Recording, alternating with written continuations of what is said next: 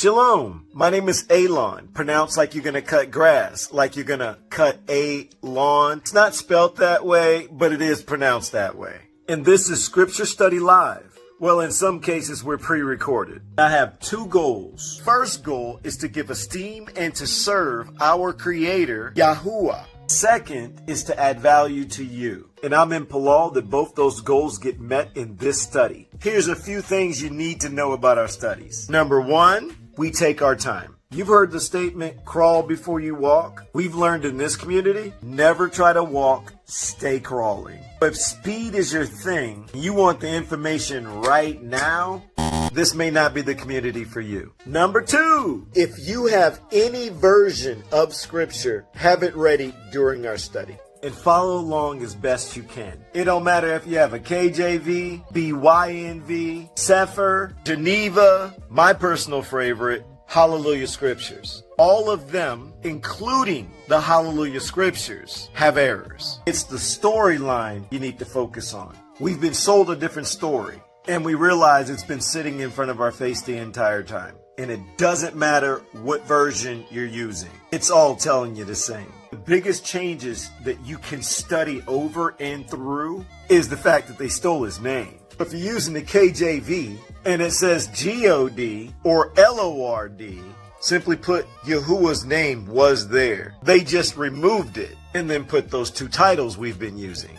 Third thing, we encourage you to take notes. The date of the study, the books that we're studying, chapters and the verses, and your takeaways. This is going to help you in the future see your own growth. Write down what stood out, the things you can relate with. You know, the things you've learned.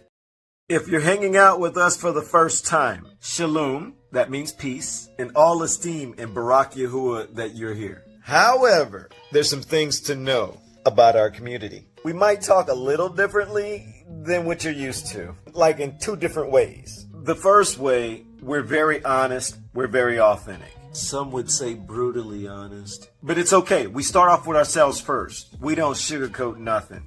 So be ready for that. Second way, we believe what Scripture says. Death and life is in the power of the tongue. We believe that the fruit that you speak is the fruit that you're gonna eat. Our words matter. So you'll find us using more Hebrew words as a replacement for more pagan words. For example, the word pray, we say palal. It means petition or pray to your Creator. The word glory, we use the word esteem. The word bless, we use the word barak. Bless has past, present, and future tense spellings, by the way. They're all a little different.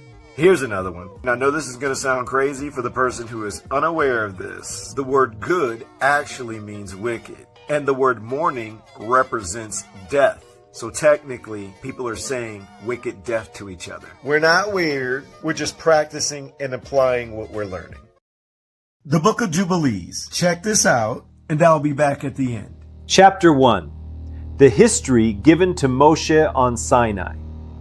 This is the history of the division of the days of the law and of the testimony, of the events of the years, of their year weeks, of their jubilees, throughout all the years of the world, as YAHUAH spoke to Moshe on Mount Sinai, when he went up to receive the tables of the law and of the commandment, according to the voice of Eluah, as he said to him, "Go up to the top of the mountain." And it came to pass in the first year of the Anno Mundi exodus of the children of Yisrael out of Mitzrayim, in the 3rd month, on the 16th day of the month, that Eluah spoke to Moshe, saying, "Come up to me on the mountain, and I will give you 2 tables of stone of the law and of the commandment, which I have written, so that you may teach them." And Moshe went up into the mountain of Eluah, and the esteem of YAHUAH abode on Mount Sinai, and a cloud overshadowed it 6 days. And he called to Moshe on the 7th day out of the midst of the cloud, and the appearance of the esteem of YAHUAH was like a flaming fire on the top of the mountain. And Moshe was on the mountain 40 days and 40 nights. And Eluah taught him the earlier and the later history of the division of all the days of the law and of the testimony. And he said, "Incline your heart to every word which I shall speak to you on this mountain, and write them in a book, so that their generations may see how I have not forsaken them for all the evil which they have worked, in transgressing the covenant which I established between me and you for their generations this day on Mount Sinai. And this is how it will come to pass when all these things come upon them, that they will recognize that I am more righteous than they in all their judgments and in all their actions. And they will recognize that I have truly been with them.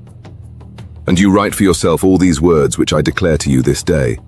For I know their rebellion and their stiff neck, before I bring them into the land which I swore to their fathers, to Abraham and to Isaac and to Jacob, saying, to your seed I will give a land flowing with milk and honey. And they will eat and be satisfied. And they will turn to strange gods, to gods which cannot deliver them from any of their tribulation. And this witness will be heard for a witness against them, for they will forget all my commandments, even all that I command them, and they will walk after the nations, and after their uncleanness, and after their shame, and will serve their gods. And these will prove to them an offense, and a tribulation, and an affliction, and a snare.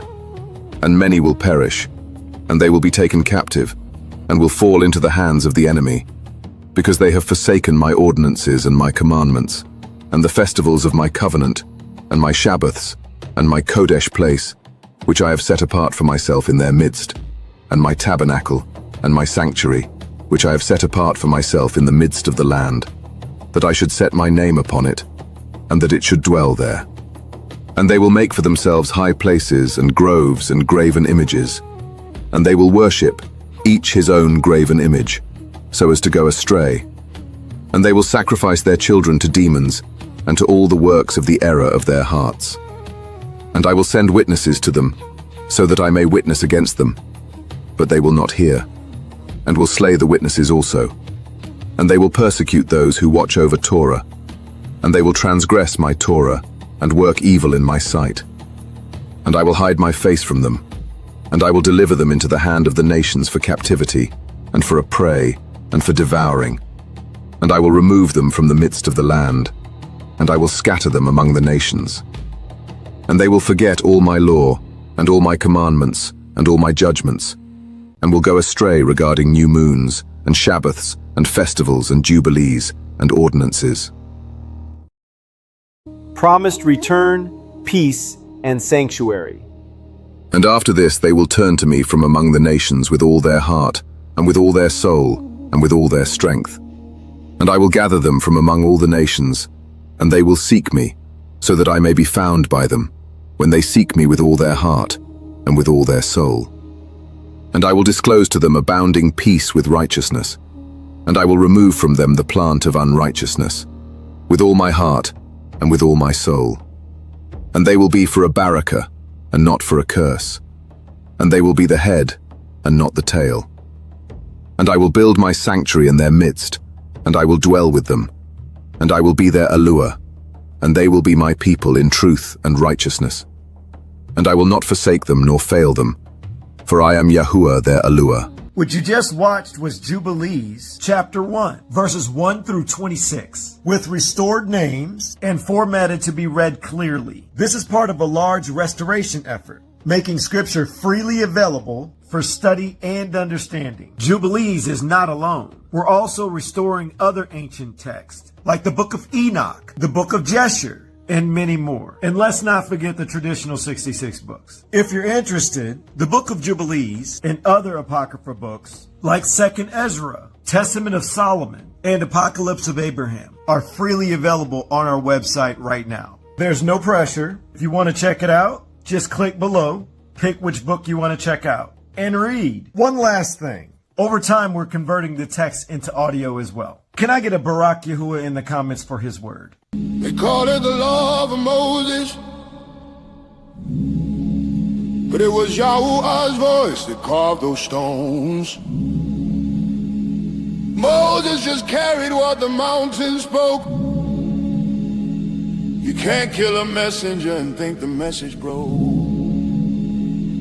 Church say we free from law, but free from what? Free from truth. You can't skip obedience and call it grace. What's that? That's not liberty.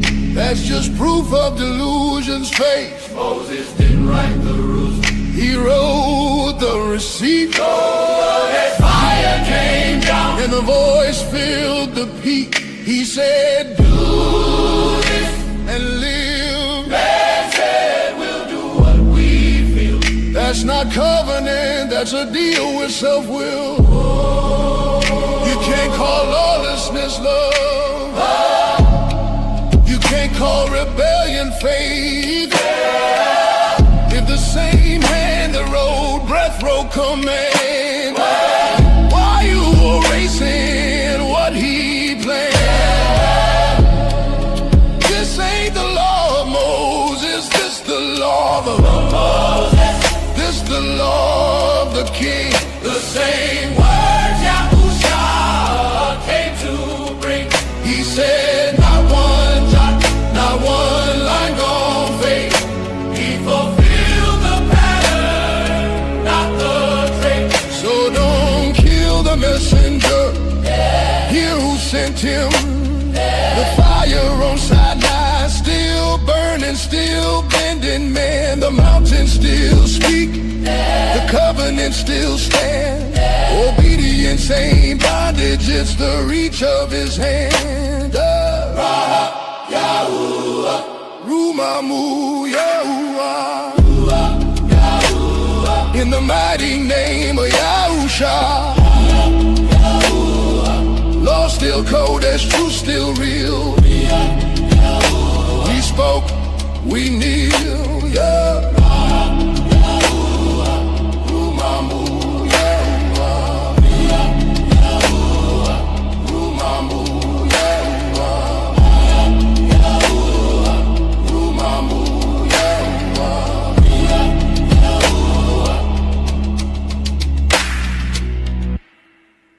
If the Creator says something in the book, do we believe him or not? Yeshayahu 5:20-21.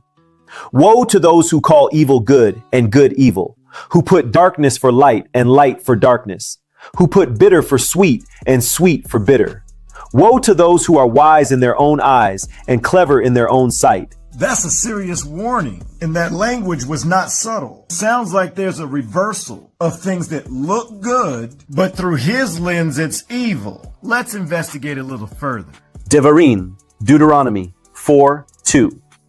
Do not add to the word which I command you, and do not take away from it, so as to guard the commands of YAHUAH your Eluah, which I am commanding you. Okay, he says, don't add to his word. He didn't say improve it, and he didn't say update it. He gave some clear boundaries on his word. I don't know about you, but to me that matters. Let's keep going. Yirmiyahu, Jeremiah 10:2-4. Thus said YAHUAH, do not learn the way of the Gentiles, and do not be frightened by the signs of the Shemaim, for the Gentiles are frightened by them. For the prescribed customs of these peoples are worthless. For one cuts a tree from the forest, work for the hands of a craftsman with a cutting tool. They adorn it with silver and gold. They fasten it with nails and hammers so that it does not topple.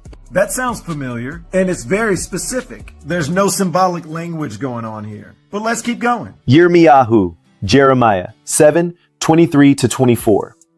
But this word I commanded them, saying, obey my voice, and I shall be your Eluah, and you shall be my people, and walk in all the ways that I command you, so that it be well with you. But they did not obey or incline their ear, but walked in the counsels and stubbornness of their evil heart, and went backward and not forward. He said, follow my voice. He didn't say follow what's familiar, nor did he say follow what you were raised in. Sounds like he wants obedience. But let's keep going. Yeshayahu 29:13. And YAHUAH says, because this people has drawn near with its mouth, and with its lips they have esteemed me, and it has kept its heart far from me, and their reverence of me has become a command of men that is taught. Okay, that's about worship. And he's talking about the heart, worshiping him by man-made customs and traditions. Let's go to Matthew. Did you know your Savior quoted Isaiah? Matthew 15:3-9. But he answering said to them, why do you also transgress the command of Eluah because of your tradition? For Eluah has commanded, saying, respect your father and your mother, and he who curses father or mother, let him be put to death. But you say, whoever says to his father or mother, whatever profit you might have received from me has been dedicated, is certainly released from respecting his father or mother. So you have nullified the command of YAHUAH by your tradition. Hypocrites. Yeshayahu rightly nabu about you, saying, this people draw near to me with their mouth and respect me with their lips, but their heart is far from me. But in vain do they worship me, teaching as teachings the commands of men. He didn't say, later on it won't matter. And he didn't say, after I die, you could do traditions of man. He called it for what it is. Customs and traditions that's not of the Creator. Let's go to Colossians. Let's see if Paul has something to add to this. Colossians 2:8. See to it that no one makes a prey of you through philosophy and empty deceit, according to the tradition of men, according to the elementary matters of the world, and not according to Mashiach. Well, that's consistent. It's the same message. Christmas. Let's investigate if it fits in customs and traditions of men. Buy gifts, wrap them, put it under a tree, and open them up on this particular day. Is that in the book? Eggnog and liquor. Lights around the house. Where did this come from? Mistletoes. Do scriptures teach this? I mean, who authorized these? Christmas caroling. Did people add this? Is it a command or inherited traditions? I don't know if it matters to you, but it does for me. Compared to the billions of people on this planet, there's only a few willing to obey his voice. Ezra. It's one of the books the church system took away from us. He says something about this. 2 Ezra 8:1. And he answered me, saying, the Most High has made this world for many, but the world to come for few. Well, that gives me some comfort. Can I get a Barak Yahu in the comments if this landed? It is a season. They taught us bow our heads and don't ask questions. That's mental deceptions. Just smile, spend your money, and sing that holiday song. And don't read or study past what they point at. That's wrong.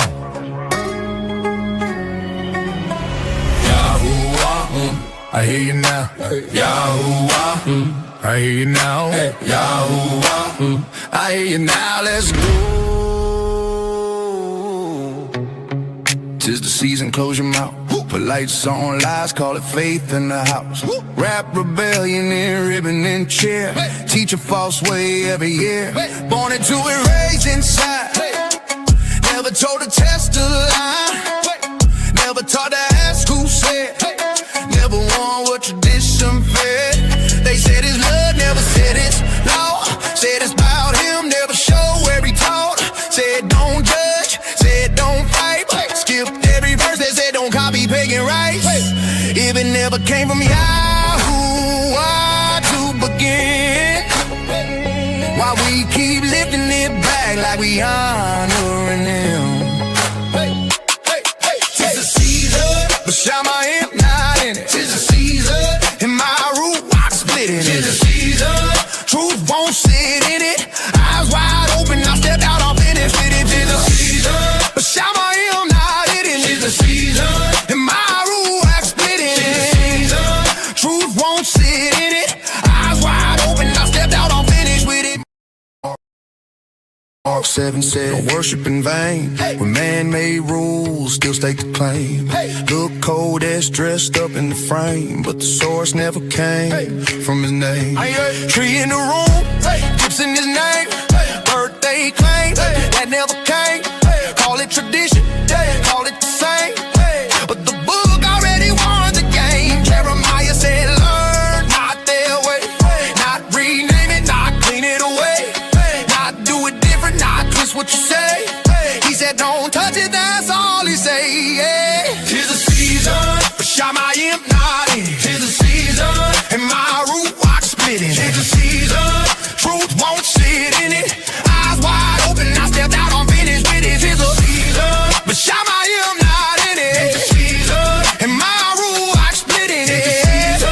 Truth won't sit in it.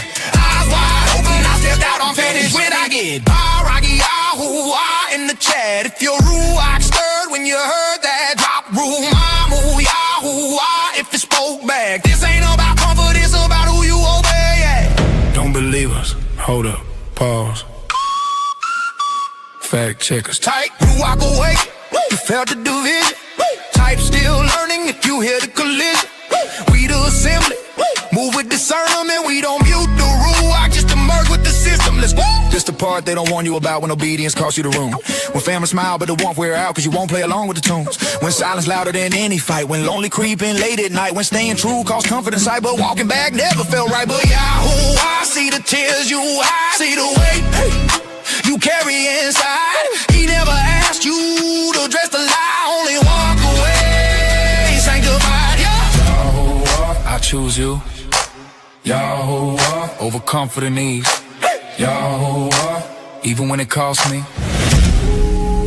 Cease and peace. 'Tis the season, but I'm not in it. 'Tis the season, yeah, this repentance. 'Tis the season, but I'm not in it. Yeah. This ain't rebellion, this repentance. I hear you now. I hear you now. I hear you now. Let's go.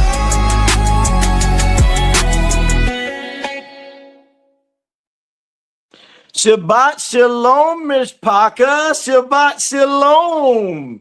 I had to play that last clip. The reason why is because it has a lot to do with today. Mishpaka. Today we're not going to be doing a regular scripture study. What we're going to be doing is meet the assembly. It looks like we have 7 people from our community that's going to be hanging out with us today. And the reason why I invited them is because I know that this week has been kind of tough for a lot of people. And I figured their experiences this week, their emotions, the things that they've been through this time frame, a lot of people in the community will relate with in many different angles, many different ways. So I figured today will not put down the book. If y'all know me, somehow we're going to end up in the book somewhere at one point. But I really wanted to make this a connection community, kind of like giving everybody a hug who has had a tough time these last couple of days. And just hearing, the challenges that everyone's had, the wins that everyone's had, at least some people can inspire you. And it's another good way for us to just reset, put that week behind us so we can start focusing on YAHUAH moving forward. So that's what today's Shabbat study is about. It's about you. It's about getting encouraged. It's about putting last week behind and staying laser focused on the book, laser focused on our creator, and just keep moving forward. Mishpaka, we're not done because we got about 7 minutes before the Shabbat study actually starts. So before y'all even meet anybody, Marilyn, by the way, no more people. We got enough. We got enough. So anybody else be like, I want to join? Like, no, cut them off. They had their moment. They had their chance. But before we get going, let's listen to a little bit of music. We're going to get started in about maybe 6 minutes. So we'll probably listen to maybe 2 songs and then we'll get going. Mishpaka, by the way, make sure that you do have your books because you never know. Make sure you are taking notes, and let's listen to some music. And I owe y'all an apology because if some of y'all were here last Shabbat,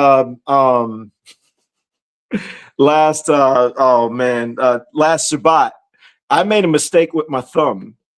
And I accidentally cut this song off and everybody was jamming. And by the way, while those 2 songs were playing, Luca was getting down up in the... I saw you, Aki, in the background, man. Luca was over there dancing it up. Mishpaka. Let's listen to Mishpaka. We not here for show. We not here for fame. We family in the truth. Mashpaka in his name. Yeah. We Mashpaka another camp. We move with love and light. Walking in the Torah, we do not need to start a fight. Obedience, emotion, ruach, fire inside. Mashpaka, walking day and night. Mashpaka another camp. We walk in truth night. They yell on corners tryna win with some, but love it deeper when the heart stay bound to the word, to the walk, to the path made straight. Not the pride on the shirt or a loud debate. We do not flex no stripes, we do not chase no stage. We just honor YAHUAH in the quiet race. Let the fruit speak strong, let the light reveal. Let the life show proof when the world conceals. Seen I grow strong when he dropped that pride. Seen I go heel deep with the rock as guide. We family in faith, not a uniform crowd. Not a club with a rule, just to scream out loud. Mishpacha rise with humble hearts. True set apart, golden star. We must talk another camp, we move with love and life. Oh, no. Walking in the Torah, we do not need to start a fight. Oh, no. Obedience, emotion, ruach fire inside. Mishpacha, walking day and night. Mishpacha, another camp, we walk in truth night. Be doers of the word and not hearers only. Deceiving your own selves. James 1 verse 22. Spoken Mishpacha, live it, not just quoted. Yeah. Some say scream louder so the world might hear. But the book show wisdom in a heart sincere. If the stranger keeps Torah with a willing mind, YAHUAH count the fam, Yashal align. He do not shut no door, YAHUAH open wide. We just honor what he say, let his word decide. Not a bully with a verse, not a judge with a glare, but a family of truth with a love to share. We gather in peace, not a militant crowd. We the still small voice, not the thunder loud. So we hold each other up when the storm press in, cause Mishpacha stand firm where the truth begins. Yeah. Can I get Barak YAHUAH in the chat if you rise? YAHUAH, if you see through lies. Type Mishpacha united if you open your eyes. We the assembly, stay loyal with truth as our ties. Do not believe us, look for yourself.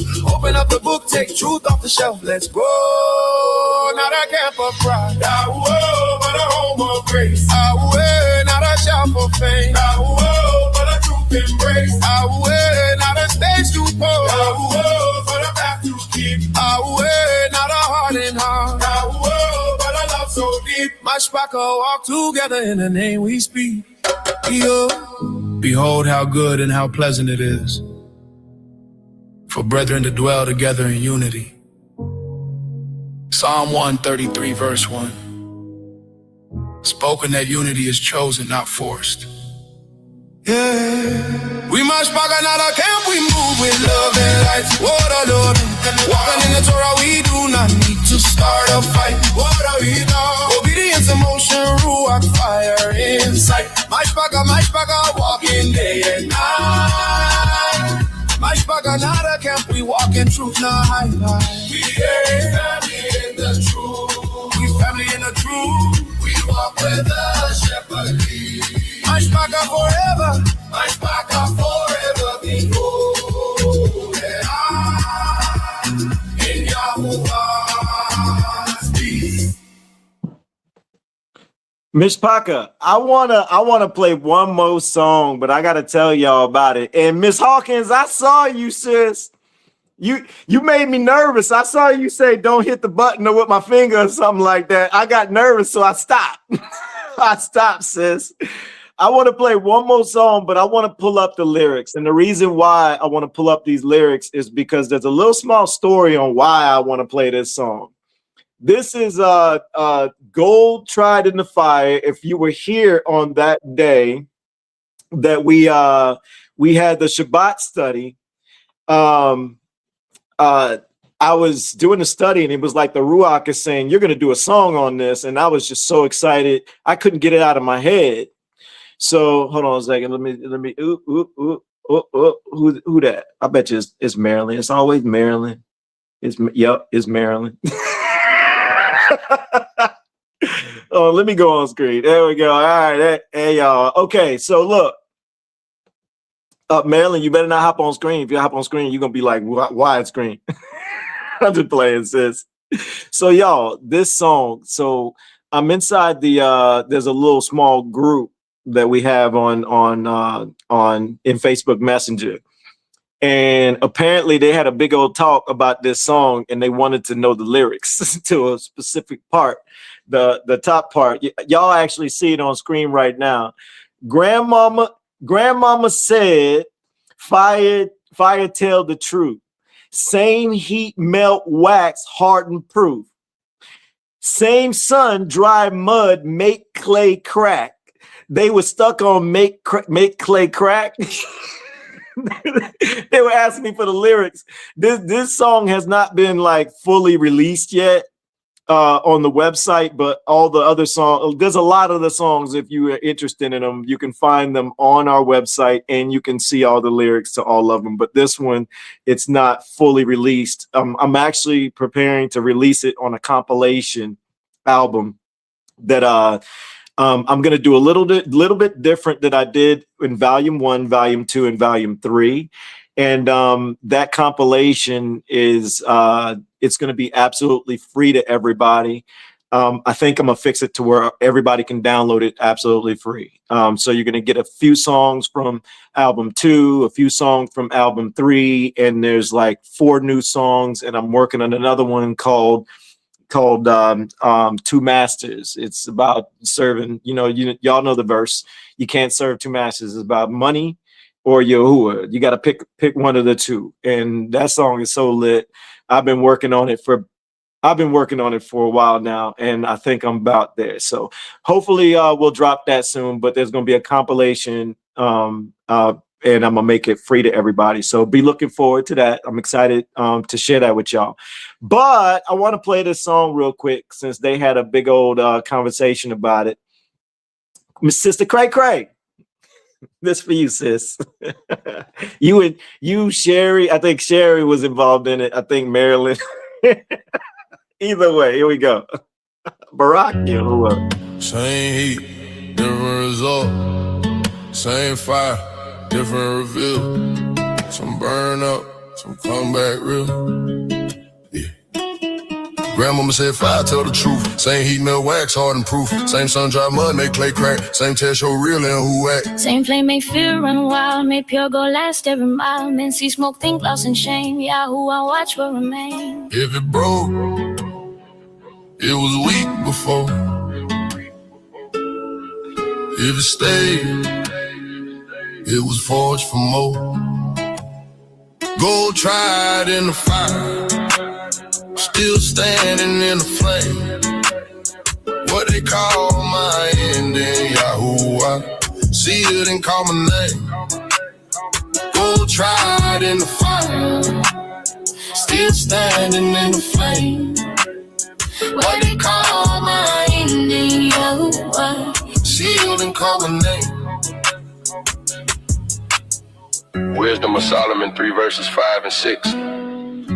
His gold in the furnace hath he tried them, and received them as a burnt offering.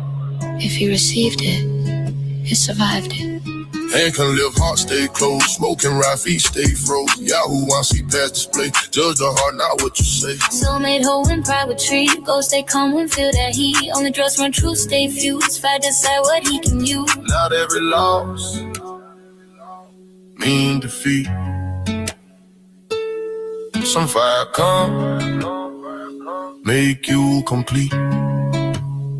Gold tried in the fire, still standing in the flame.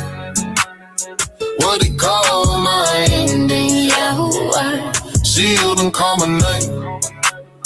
Gold tried in the fire, still here, still you. What they call destruction, he chose refine fuel. Surah 2 verse 5. For gold is tried in the fire, and acceptable men in the furnace of adversity. If it's acceptable, it had to pass through.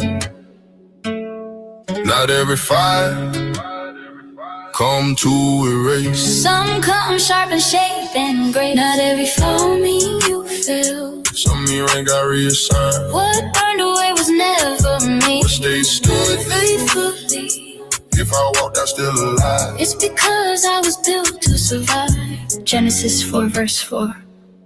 And YAHUAH had respect unto Abel and his offering. Fire answer the heart, not the hand. Can I get Barak YAHUAH? In the comments, please. Drop through my mood, YAHUAH. If you feel that breeze. Type refine, if you stayed when it burned. Type still here if the lesson was learned. Open the book, confirm what you see. We the assembly, move correctly. Let's go.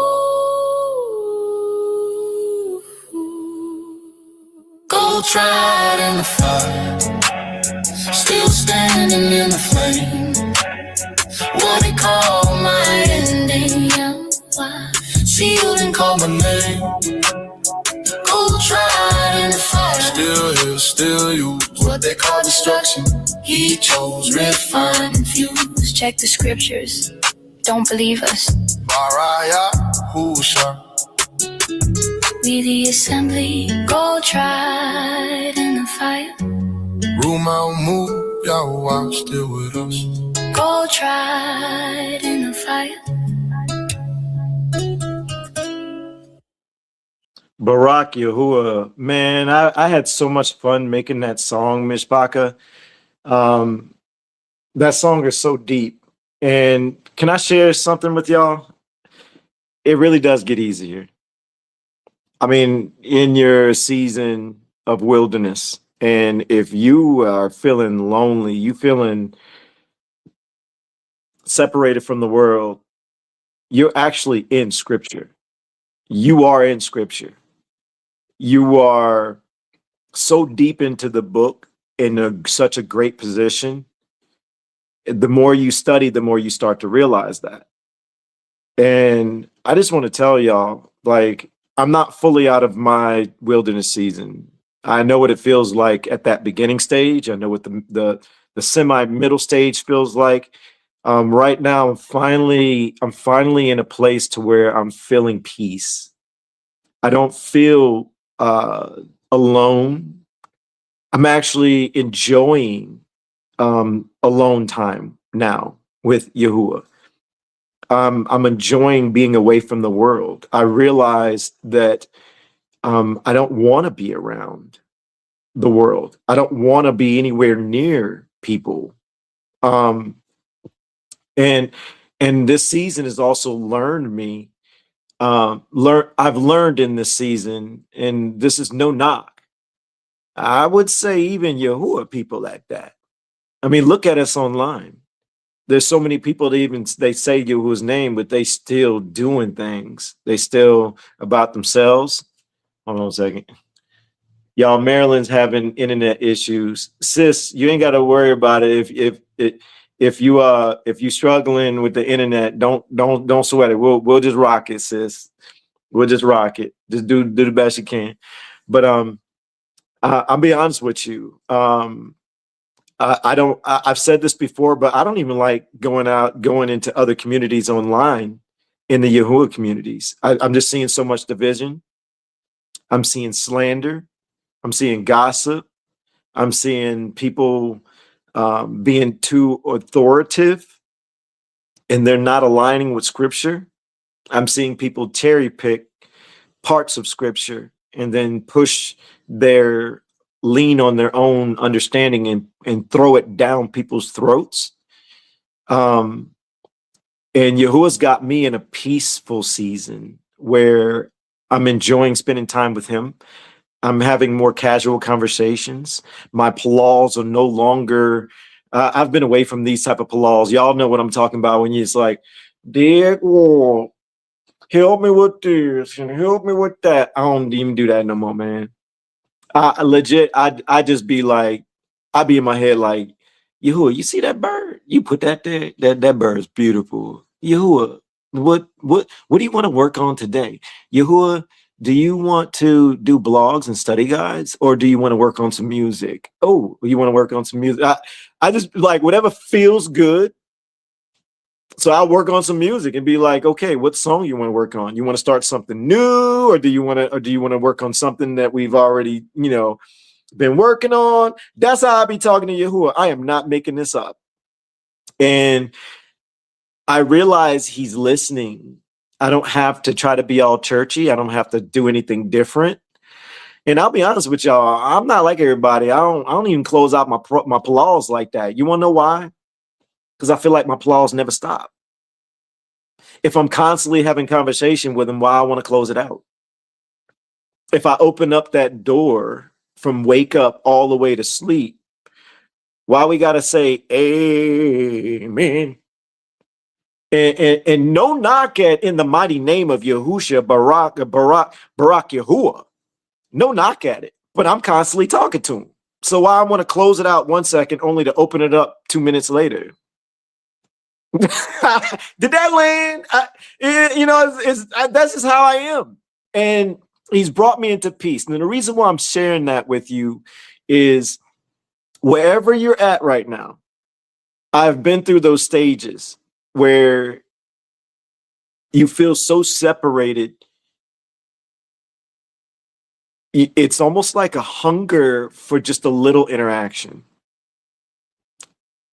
And a hunger for a couple of different things, companionship, friendships, or just somebody just to touch you. And I'm not even talking about anything crazy. I'm just like a simple like hug. And you realize I've went out and tried to force that. And I realized that ain't even good. You know why? Because Yahuwah's pulling you away from all that. He wants your attention. That stuff is distracting us. And you know another thing that I picked up? If y'all really been hanging out with We the Assembly lately, you kind of know what I'm about to say. At least I'm implying you do. Spiritual warfare. The more we're around people, guess what? The more we're around their spirits and their demons. And I'm realizing when he pulls us away, they don't have as much access to us. Now it's just us and our own demons to deal with. Now we got to get internally. And that's where the strength started happening for me. So Mishpaka, I'm in Palal, like what I'm saying is encouraging someone in your level or your season or where you're at, that it does get better. I've had those moments where I just wanted to cry. I remember hopping in the car, feeling normal one time. I was running some errands, turned a couple of lights, and I just felt the overwhelming, I just wanted to tear up. I felt like I was like, you're missing out on something. And then you start thinking about relationships and companionship, and your mind starts to run. And it's like, man, when is this going to get better? If that's you, can you put "that's me" in the comments? I'm trying to let you know, hang in there. Keep focusing on Yahuwah, and it will slowly move away. And what he's doing is he's purging this stuff from you. I'm in Palal that this is for somebody. You know what I'm saying? I ain't going to say this message is for somebody. No, I'm in Palal, this is for somebody. Ms. Paka, today I'm in Palal that the people that we have hanging out with us today, the things that they have to share on they walk, they wouldn't even really expect it today. I kind of told them yesterday I'd like to invite them, and we got a handful of the Mishpaka hanging out with us, and we're gonna invite one person at a time, chat with them, and just kind of just see what's their week been like. You know, good, bad. It doesn't. The goal is for you to be able to see yourself as not alone. We're all experiencing the same thing during the seasons. But I want to start off with myself, if I could. This week has been great for me, actually. I've gotten past that Christmas stage and family, but I like to tell you about my past. My son's mother and I, when we were no longer together, there was sometimes when I had some holidays and I was by myself, and I remember feeling like left behind. I remember feeling just alone. And that's when I didn't know any better. I didn't know about these holidays being pagan. And I just felt like I had nobody. And that was the past. And so what I would do is I would just, like, at the time, there's one season where I owned a vape shop. I would just open up the doors and go work. And, customers will come in and they'll do their Merry Christmas. Be like, I don't celebrate these pagan holidays. That's that stage when I was starting to wake up a little bit. But while everybody was closed, I was making money on those days, all the holidays. But in this season, I went through a season where others kind of made you feel a little guilty. They'll throw that guilt trip. And I got out of that season as well. I end up putting my foot down more and saying like, yo, like I don't do these holidays. It is what it is. And you're just going to have to be okay with it. That's where we're at. Don't ask me no more. Don't bother me about it. But you go enjoy yours. But I don't want to hear this no more. And guess what they did? They stopped bothering me about it. At one point, if that's you and your family is like nonstop bothering you about holiday seasons, well, this next season that's coming up or whatever Yahuwah baraks us with next, put your foot down. Call it for what it is. You ain't got to be rude, but set your standards, set your boundaries, and call it a day. And get focused on Yahuwah.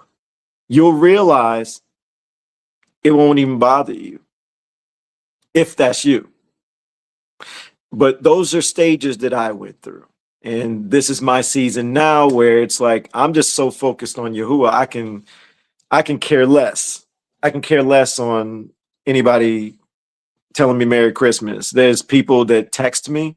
What I did was I took the link to the Facebook post I did about Christmas and I just texted to them. They never responded back. It's like they text me like Merry Christmas and be like, oh, okay, bet. Okay, cool. Here's a link. Crickets. If you know, you know. Mishpaka. Let me see who's first up. The first in here, Jock. You ready?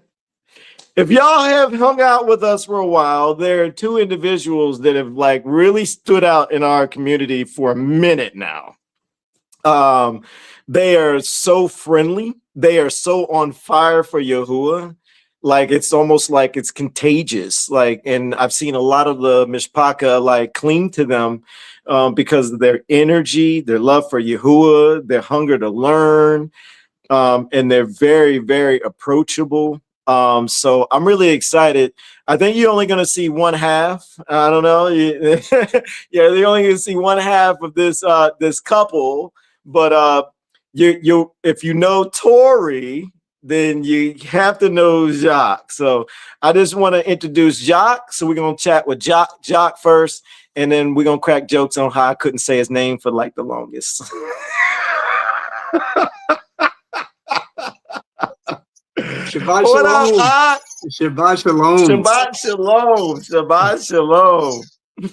So wait, before you get started, I gotta ask. So when y'all first like started getting into the community and I was just saying your name wrong, like what was the conversation in the background between you and Tori? Dude, I've heard a lot of different name variations throughout the years. So, you know, it was just kind of humorous to hear that. And you hit the nail on the head. One of us was like, should I reach out and correct him, you know, gently or, you know, something like that. And then finally I was like, you know what, I'm gonna take one out of his playbook. I'm gonna send him a voice message of, you know, hi, shalom, you know, my name is Jacques, pronounced Ak with J in front of it. Definitely not spelled that way, but it is pronounced that way. So. He did do that, y'all. and Yo, then if y'all you got it ever since. I was calling. What was I calling you, Jaquez? Yeah. he totally looked like a Jaquez. Dude, it was great, man. We still get a laugh at it. And the Phillips, it was the Phillips. So that was called Phillips. Tori still hits me with Mr. Phillips every now and then. So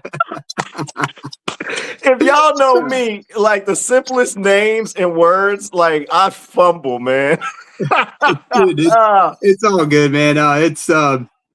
the love is definitely there, and we appreciate you correcting it, and we've moved past that now. Now we're ox. Barak Yahuwah. We are Barak definitely Yahuwah. ox. So real quick, man, like, well, I know that. Hold on a second, make sure Marilyn, because I know Marilyn is fighting to try to help out. Poor Marilyn, she's struggling with internet right now. But okay, so wait, let's get to this week. Let's get to this week. Yeah. What was this week like for your family and the emotions, your challenges, wins? For sure. Share with us, please. Well, this is actually the first time both me and Tori have not celebrated this pagan day. Barak Yahuwah. This is the first year of us being woke up. Last year is our timing to have started to wake up to that. It during this season, and then it kind of slowly moved into like February when we actually woke up to the names. And so there was a little bit of I guess anxiety approaching this time of how things are going to be, but that was not of Yahuwah. That was us putting that emotion on things. So it really, what we've been going over in the Shabbat studies of palauing internally, it was a lot of Yahuwah, let me have that shalom this season. I'm doing this your way now. I'm not doing what the world's doing, and I'm going to put my trust that you're going to give me that shalom. And he did, Barak Yahuwah, for it. Barak Yahuwah. At first, it was I was I can't wait till this season's over. I'm ready for it to be over. But then he put it on my ruach. Hey man, like, use this time to plant seeds for me. And after I felt that, now whenever I heard someone say that to me, it was now an opportunity to say, I don't really do those days, and here's why. Plant some Gently, seeds. yes, gently, and I strive not to come off of as a way of better than, or you're not doing this right. I try to come off as this is what I am learning, and you're more than welcome to go and look in that book for yourself. Yeah. And see what it's telling you. And I realize now what I was making an anxious moment. Yahuwah actually turned that, and I had several conversations this season that I would have never thought would have come about with my own parents, with people I interact with at work. Now, of course, I did get some that were, eyes rolling, did not want to hear what I had to say. And that's whenever I was like, okay, well, now's not that timing for them.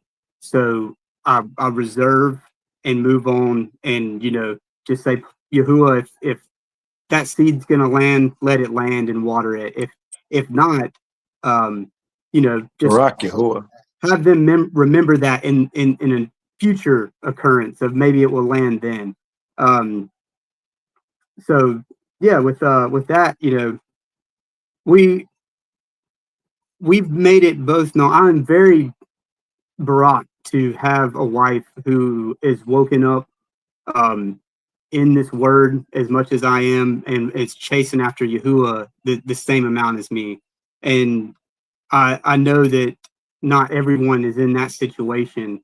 And it is, and I can't relate in a divided household, because I am not in a divided household. But that is also not, that was not Yahuwah's tribulation for me.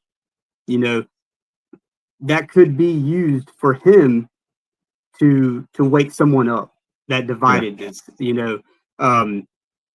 My wake up came from a different tribulation, but that's not what today's about. Today is about, this season. I allowed that Yahuwah would put an opportunity for him to shine through me to my parents. And I got a phone call real late. It was Tuesday, I believe, of this last week, and it was my mom. She said, "Hey, is everything okay?" I'm like, "Yeah, everything's good. Why, what's up?" And long story short, there was someone that had a very similar vehicle to what me and my wife drive in their driveway. And she's like, "Oh, that's not you." And I said, "No, I would have called you."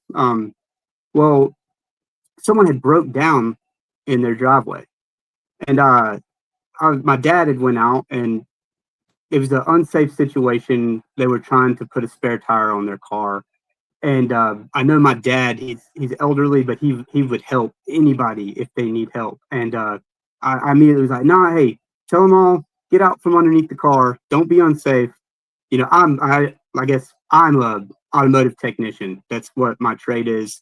And I keep some stuff at the house just in the event I could go and help people.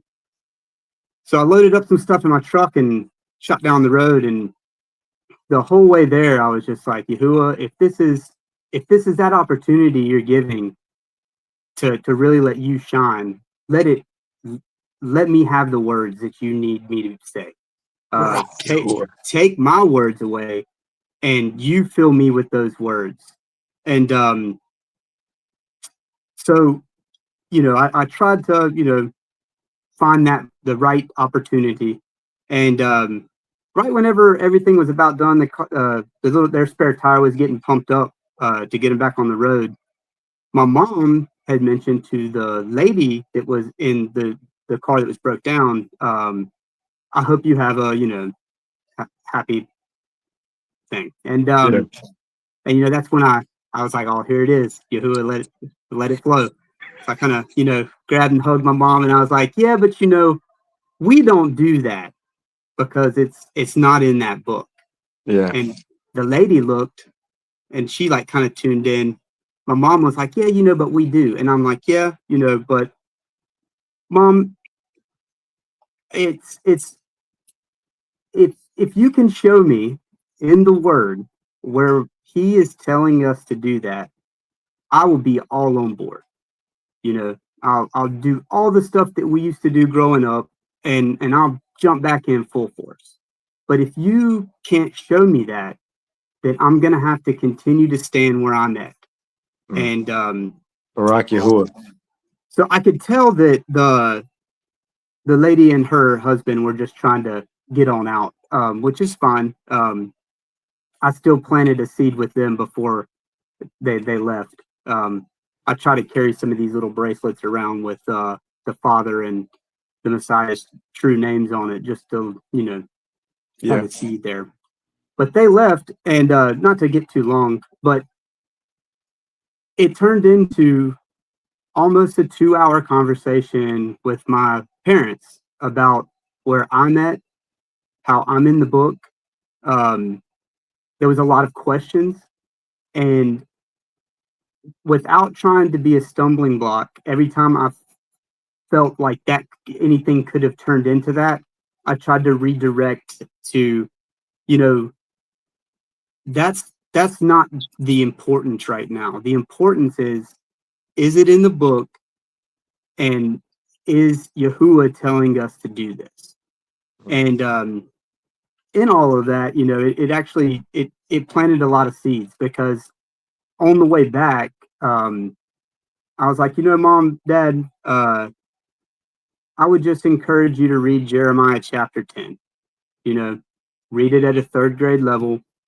Don't fly through it. Just read it and see what he's trying to say there.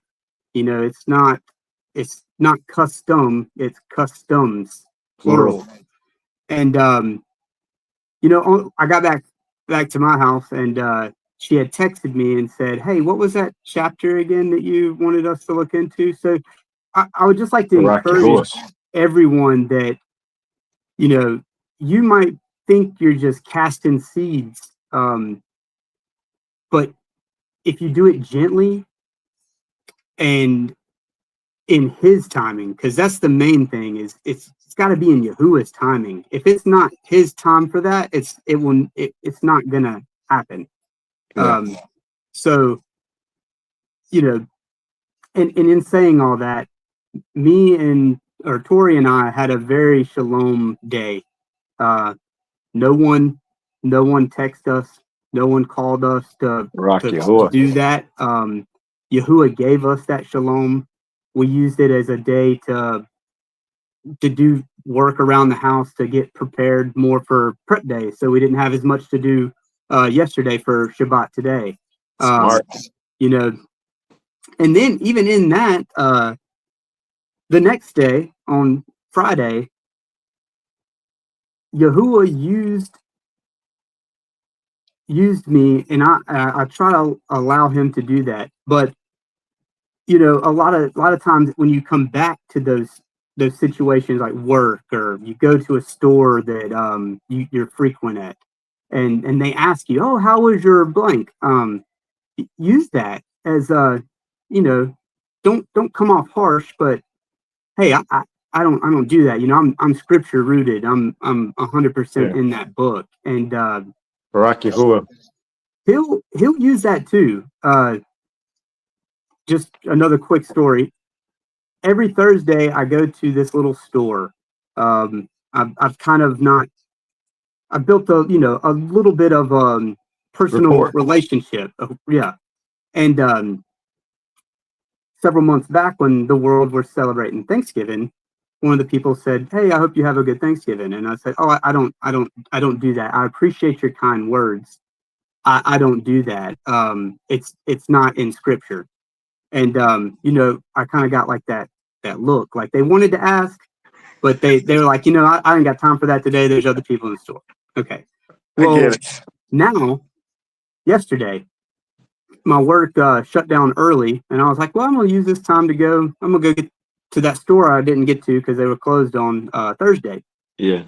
I go in there, and one of the guys that's always in there said, "Hey, man, did you have a good Christmas?" And I turned real quick, and he said, "Wait! You said you only do the stuff in the book. Is that in the book?" And I said, "I'm glad you asked." I was like, "No, I don't do that. It's not in the book." And he said, "Really? But I thought that was a Exton thing." And I said, "It is an Exton thing, and that's not in this book."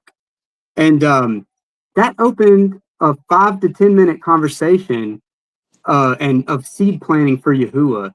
And what's wild is they had an Xmas tree, and I forgot it was in there because I don't like I'm now tuning that stuff out. Yeah, I know, right? You walk right by it, like right by it. Like it wasn't even there. So I got my stuff and I'm checking out, and he's like, "Man, that's okay." He's like, "That's wild. I really thought that one would be in the book." And I said, "No, you know, Jeremiah 10 says," and I start reading. Can I ask you a quick question? Yeah. Is this person a believer? They opened up a little bit about that. They said that they're not religious, and I said, "Me neither." And then he said, "But I am interested in what's in the book." Okay. Can I share something? Yeah. Next time you talk to that person, think of it like this. Christians think that a person that is a non-believer is the non-believer. They don't realize they are the non-believers. That's number one. That's good. Number two, the people who don't believe in anything, you know what I've picked up? They actually align more with us. They see the cracks in the shield. Yeah. They just haven't put it together. They haven't. That's correct. And if you pay attention to that person who says they don't believe at all, Ask them about the stuff in the Matrix. Ask them about the conspiracy stuff. Ask them about the lies. They're on it. They're on it. And then you turn around and be like, you know, your creator agrees with you, right? They'll turn around and say the pastors are lying. You're 100% right. And be like, here's one thing they're lying about. Here's giants. They're gonna go, you're right. Yeah. They're also lying about the shape of the earth. They're gonna go, you're right. And you know, I've done this. And then I turn around and go, you're more of a believer than Christians. You just don't know it yet. Yeah. And then they sit back and they're like, yeah. You bring them straight to that book. So as I was going through the Jeremiah 10, you know, telling him that, I saw his eyes flick over to that Christmas tree when I said they deck it with silver and gold. And he literally, he flicked over that. And I was like, and I don't know why. I do. The Ruach was like, hold up. Can I get some burning Christmas trees in the comments, please? Go ahead. And then I felt the Ruach said, tell him about my name. Tell him about my name. And I was like, yeah, okay. I was like, have you ever heard of the ineffable name, Doctor? And he said, no. So I started going into that. And I said, they stole the creator's name. I said, everyone thinks it's G-O-D. And I said, but that's not it. It's YAHUAH. And as soon as YAHUAH come out of my mouth, I saw his being flicker on. Like it was like a light switch. Like the glow about him was like he's heard it for the first time. And it made sense. It made sense. It was clicking. And then, you know, to cut it short, because, you know, it mainly use this as a seed planting opportunity for YAHUAH. Pull out to YAHUAH to use you to be the vessel for him, and just ask him to be those words for you. Don't stumble yourself, because if you put you into it too much, it's stumbling. Keep it simple, what you said yesterday. Keep it simple. Keep it YAHUAH. Keep it the book. Yep. And YAHUAH will take over, and he'll water that. He just called us to plant those seeds gently.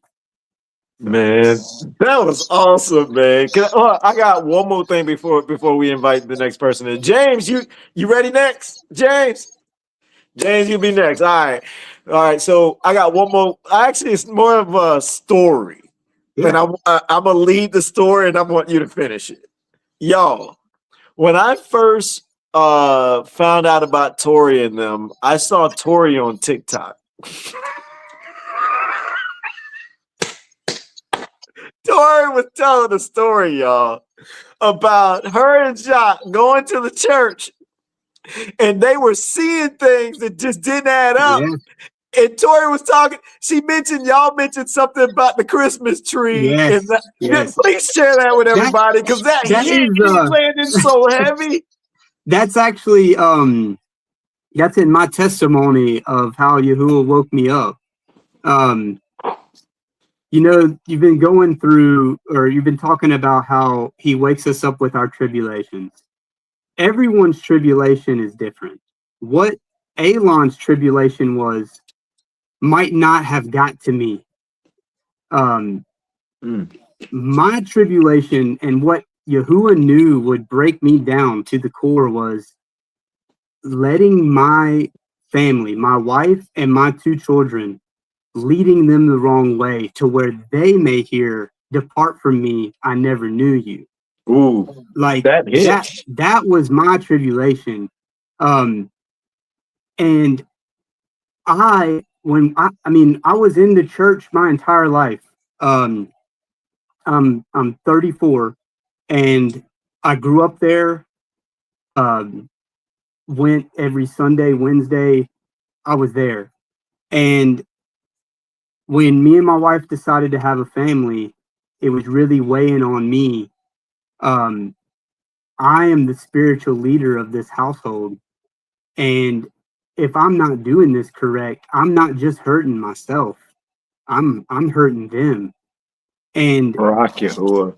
I kept feeling doubt of I'm not doing the right thing. And I That's had that Ruach. that the Ruach, and I didn't know at the time, that was that Ruach working on me, molding me in the fire. And I didn't know what to do. But what's wild is I was into action rap heavy. Like that's all I would listen to. And a guy at work, one of the rap songs said the YES version. Yeah. And a guy at work came up and gently told me, "Hey man, you know that's not his name." And I was like, "What do you mean?" And he said, "His name is Yahuwah Yahusha." And I said, "Yeah, that's what he said in the song." He said, you know, and I said the YES. He goes, No. That's not his name. Yeah. And then, you know, I'm wrestling with this other, and I'm like, man, do I have the names wrong? Like, right? And I'm like, man, like I've been calling the wrong name. And that's whenever I broke it down and I said, okay, I'm changing my prayer life. No more names. I'm going to say, Father, I don't want to disrespect you. I don't want to dishonor you. If I'm doing this wrong, show me. And my 4-year-old had asked me a question. I don't remember what it was. Wasn't important. It's not important. But what was important in that is how she approached me. The word says to humbly approach him like a child. She approached me humbly like a child and did not know the answer to her question. I had to then approach Yahuwah that way. So, Barak Yahuwah. change the prayer life. Yahuwah, or Father, if I'm calling you the wrong name, show me. If I'm doing this wrong, show me. Give me discernment. If that's what it is, give me discernment so I know that I'm doing this wrong. Fast forward, we go to the circus church for all the new Mishpaka, he's talking about church, okay? Church actually, no jokes. Well, I know it sounds crazy, but when you look at the root etymology of the word church, it translates to circus. Please don't believe us. Mishpaka, go ahead and finish up that last statement in the comments. Don't believe us. New Mishpaka, we're not playing, we're not joking.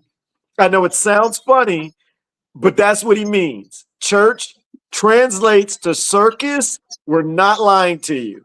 Continue, Aki. So it was this season last year. I get my family ready. We go to the church. Circus. We walk in and there's like 3 30-foot tall trees. And all of a sudden, it's like Yahuwah popped me in the back of the head. That's that discernment. Just, and I was like, I was literally froze for a second. And like Tori had like, hey, what are you doing? You know, like, come on, let's go get a seat. And the whole time I'm thinking, no, I prayed for this. I was saying pray at the time. I prayed for this. This is that discernment. This is it. And when we got in the church or the car to leave church that day, I looked at Tori and I said, we're not going back. We're not going back to that one. We're not going back to any of them. And I said, I don't know why. I was like, but we're not going back to those. And I'm getting in that book. And we're going to figure this out through the book. And I Barak Yahuwah, but she agreed. Like, yeah, okay. Like I trust your leadership and judgment. Man, And, Barak Yahuwah Patori supporting right? you, man. That's Dude, beautiful. And I didn't even realize how Baruch I was for that. Like, and I'm thankful to Yahuwah for Tori and for that. But to keep going a little bit, it didn't end there. You know, that was Wait, hold on, y'all. I gotta go back to these trees in the church. Yeah. Because I see the story now, but Tori says it funny. Oh yeah. Can I share just a little bit? I'm a paraphrase. Yeah, of course. Tori was on TikTok. When I heard her say this, I was like, yo, that was hard in the face. She pretty much said, how in the world that they figured out, like, how in the world can a church like spend all these monies on these big trees and like what there's people who need help, like you spending money on trees. But it's the way she said it, and it just hit so hard. I was like, yeah, who can argue with that? Right? Like that's a lot of money that could have helped people, and there's too many people in need for them to be frivolously spending money on customs and traditions of man that are done in vain. And like, not even in the book. That's vain. And so yeah. But you know, shortly after that, he finished waking me up, and we've been running towards him ever since. No lukewarm over here. If it's y'all are definitely not lukewarm. Can I share one more thought, man? One more thing. I don't mean to cut you off, but no, you're good. When you were talking earlier, my ruach was like, you got to mention this. Look at your walk. Like, I'm watching you. I see everything out. And what you just said makes sense on how YAHUAH not only woke you up, but I want to take it a step further if you're not picking up on it. He woke you up to use you. And use you in a way that where me personally, I can relate with you. Why do I say that? You remember the DMs we had in the audio conversation? Yeah. Y'all, let me tell you something about him. He started doing some content for YAHUAH. And when I tell you, inside our Facebook group, he's got hundreds of comments. People are loving what he's doing. And I couldn't help but think like, yo, he has a gift. He has an eye. You have this marketing social media type thing. You have this creativity thing that I personally can connect with. I'm just letting you know I can see it. And listening to your story, it's almost like he's woken you up to use you in these times. I don't know if you picked up on it. And if you really took a look at that content you've been dropping, you've reached a lot of people. Whether they agree, disagree, either way, they heard the name. Yeah. And what does he say in the end times? That people will hear his name. They're going to hear his name. All esteem to YAHUAH on that. Every time I try to do something like that, as you know, it's really a lot of palawing that YAHUAH uses that to reach who he needs it to reach. You know, a palau that he uses me to share something that someone else feels comfortable sharing themselves to reach, maybe like you said in the past. Can I make adjustment to your statement? Yes. I want to hop in and take that palau back and then readjust it and kick it back out. Yeah, please do. YAHUAH, I want to palau that you continue to use him and Tori. Barak YAHUAH. Because he's been using you, like he's been using you. I've been watching you and Tori bring joy to people in the community. Just by simple shalom or Barak YAHUAH. When y'all show up, I can tell that people in the comments, they're like, that's family. Let me speak back. That's family. Let me share. And I've watched people share your content, share Tori's stuff with the coloring books and everything. People enjoy you guys' ruach. The ruach is definitely with you. And YAHUAH is using both of y'all. And I don't think you know at what level the ruach is really like using you guys. Like, and what I love about it is y'all have this, I'm listening to you, you have this oblivious humbleness.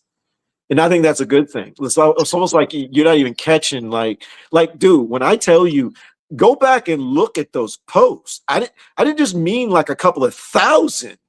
That thing got, you have like 3 or 4 posts going super viral. Have you even picked up on that? Yeah, I honestly, I saw some, and you know that there's some of them have a lot of likes and shares and comments and stuff, but I never really like looked in super depth on that, because I don't ever want it to come across as, you know, me. It's Yahuwah. That's how it's supposed to be. And that's what I think what's so great about you and Tori. It comes across so natural. And honestly, these are the type of personalities. I mean, if I could just put my hand up, we had that conversation about me inside the DMs yesterday. Like, can I share something with y'all real quick? And then I want to get to James, if that's all right. Yeah. And this fits him and Tori. We were all in a chat, and some of the Mishpaka was saying like really nice things about what I'm doing.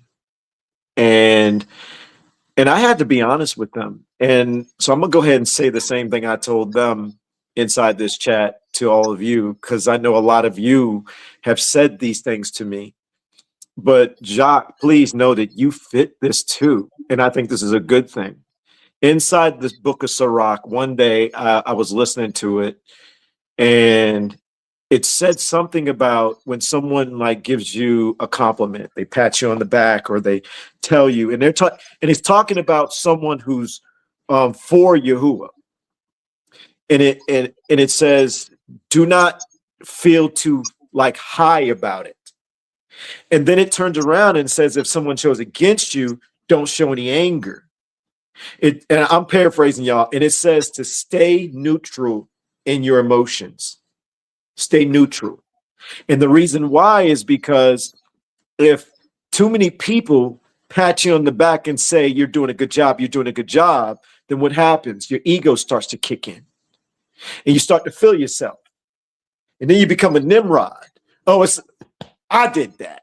No. Right. And if you get too angry about it, now it's division, now it's strife. So it's saying, stay chill. Don't let your heart go too much up. Don't let it go too much down. Stay right in the middle. And what I notice about myself, I'm that way. Like when people compliment me and thank me for this and thank me for that and tell me that I've done this and done that. Like, I hear y'all. I hear you and I appreciate it. But I don't get too excited about it. And it's not anything it's not in a bad way. It's not in a bad way at all. So please don't take it that way. But what I'm saying is I've learned that it was natural for me. And now I'm learning not to get too angry or bothered by the negativity. The reason why I'm sharing that is because, Jacques, you have that naturally. And I think that's a good thing. And I think that Yahuwah is raising us up, the ones who he wants to serve him, to be humble like that. So stay that way, Ak. Stay that way. Barak Yahuwah, all esteem to him. Ak, I want to get to James, man. We're gonna Shalom, finish this everyone. conversation more. Shabbat Shalom, and Shabbat Shalom. Everyone have a wonderful Shabbat. Yo, that was a really good testimony. Hold on, let me take you down. There we go. All right. James, Mishpaka, I gotta tell y'all a little bit about this Aki. James popped up out of nowhere. I ain't gonna lie. I think I noticed him for a little bit, and he was almost like a quiet member. Like he'll show up, and then I don't know where he came from, but he just like boom. And now James is like Mishpaka. Now he's in our private chat cracking squirrel jokes and stuff on me. James is pretty lit. Son, I need my charger. Y'all, I gotta get my laptop charged up, or this thing's gonna shut down on all y'all. Y'all, by the way, he told me not to do it, but I'm just really excited because my son is with me for a week. And I just feel like I got the best son in the world. So I just want to tell him I love him in front of everybody. He looking at me like, Dad, you weren't supposed to do that. My son's amazing. All right. I told him I wasn't gonna do it, but I did it anyways. But anyways, back to James. James, let me get James up here, man. Let him speak for himself. What up, Aki? What's up? You got So me? James, man, I gotta ask you, man. Like, okay, I remember seeing you just like out of nowhere. Like I've seen you. So how long have you been with the community? But you've been kind of like quiet. What? Holla at us. It's been a while. It feels like it's been a while. But I caught one of your clips, just a little clip snippet, and then I started following. But it's like you was a lot of internet trouble, and you was back and forth in Maryland. I was cooking eggs over here and watching, and it just kept going in and out like the sound, and I just stayed on it the whole time and just let it keep going. I was like, I'm thinking to get this, you know. Hey, was that time? That was that time frame where the Ruach kind of left me. Yeah, around that, I believe. I think it was somewhere in there. I remember that. Go ahead, Op. So anyway, it was just in and out, and I got it though. You know, I watched it all the way through there. What I could hear of it, but it was cool. I be calling him Jax. I don't know. Well, I owe some shots at you because you've been calling me Squirrel a lot with Jeremy and Frankie and Adam Soto. Don't act. Look, no, I'm talking about Jock. Look, I called him Jax. That's how I read his name. I didn't know it was Jock. But old boy had me a tour up a while ago. Now I'm here to tell you, he had. So Jock, you're Jax. Yeah. You're not Jaquez or Jock. Barack YAHUAH. So James, all jokes aside, how was your week going with everything? And what was your experiences with family, random people? Holla at us, share with us. Man, I'll tell you, I just ignored random people. I didn't communicate with them. I didn't try to be ugly or nothing. I just kind of like I didn't hear them, you know. There wasn't too many times that I dealt with it, with somebody saying, you know, to Mary. But like my mom and everything. So you were just locked in. You were locked in. Yeah. I was just, if somebody said it, I just went on like I didn't hear nothing. I've done that. I ain't gonna lie, man.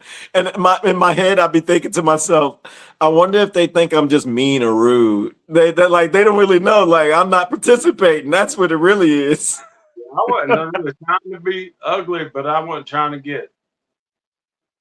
I just wasn't gonna be nothing, you know. I didn't want to be involved in none of it. I just walked, and which I decided halfway back through the year that my house wasn't going to be no part of it. Was not going to have no part of it. Once everything, man, I got a crazy story. I mean, my whole story, you know. We all is. So my brother's a pastor. This got interesting. And oh man, my grandfather was as well,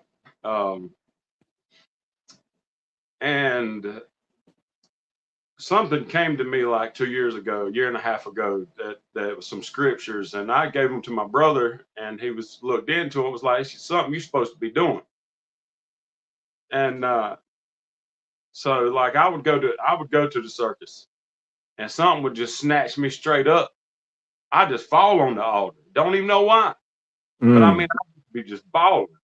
And then, you know, he'd be like, are you saved? Are you saved? And I'd be like, I ain't got no answer because I don't even know why I'm here right now, why I'm up here. That's that ruah. Yeah. And it was just all just wild, And so the only thing that we hadn't done, was join the church. So I decided that's what we was going to do.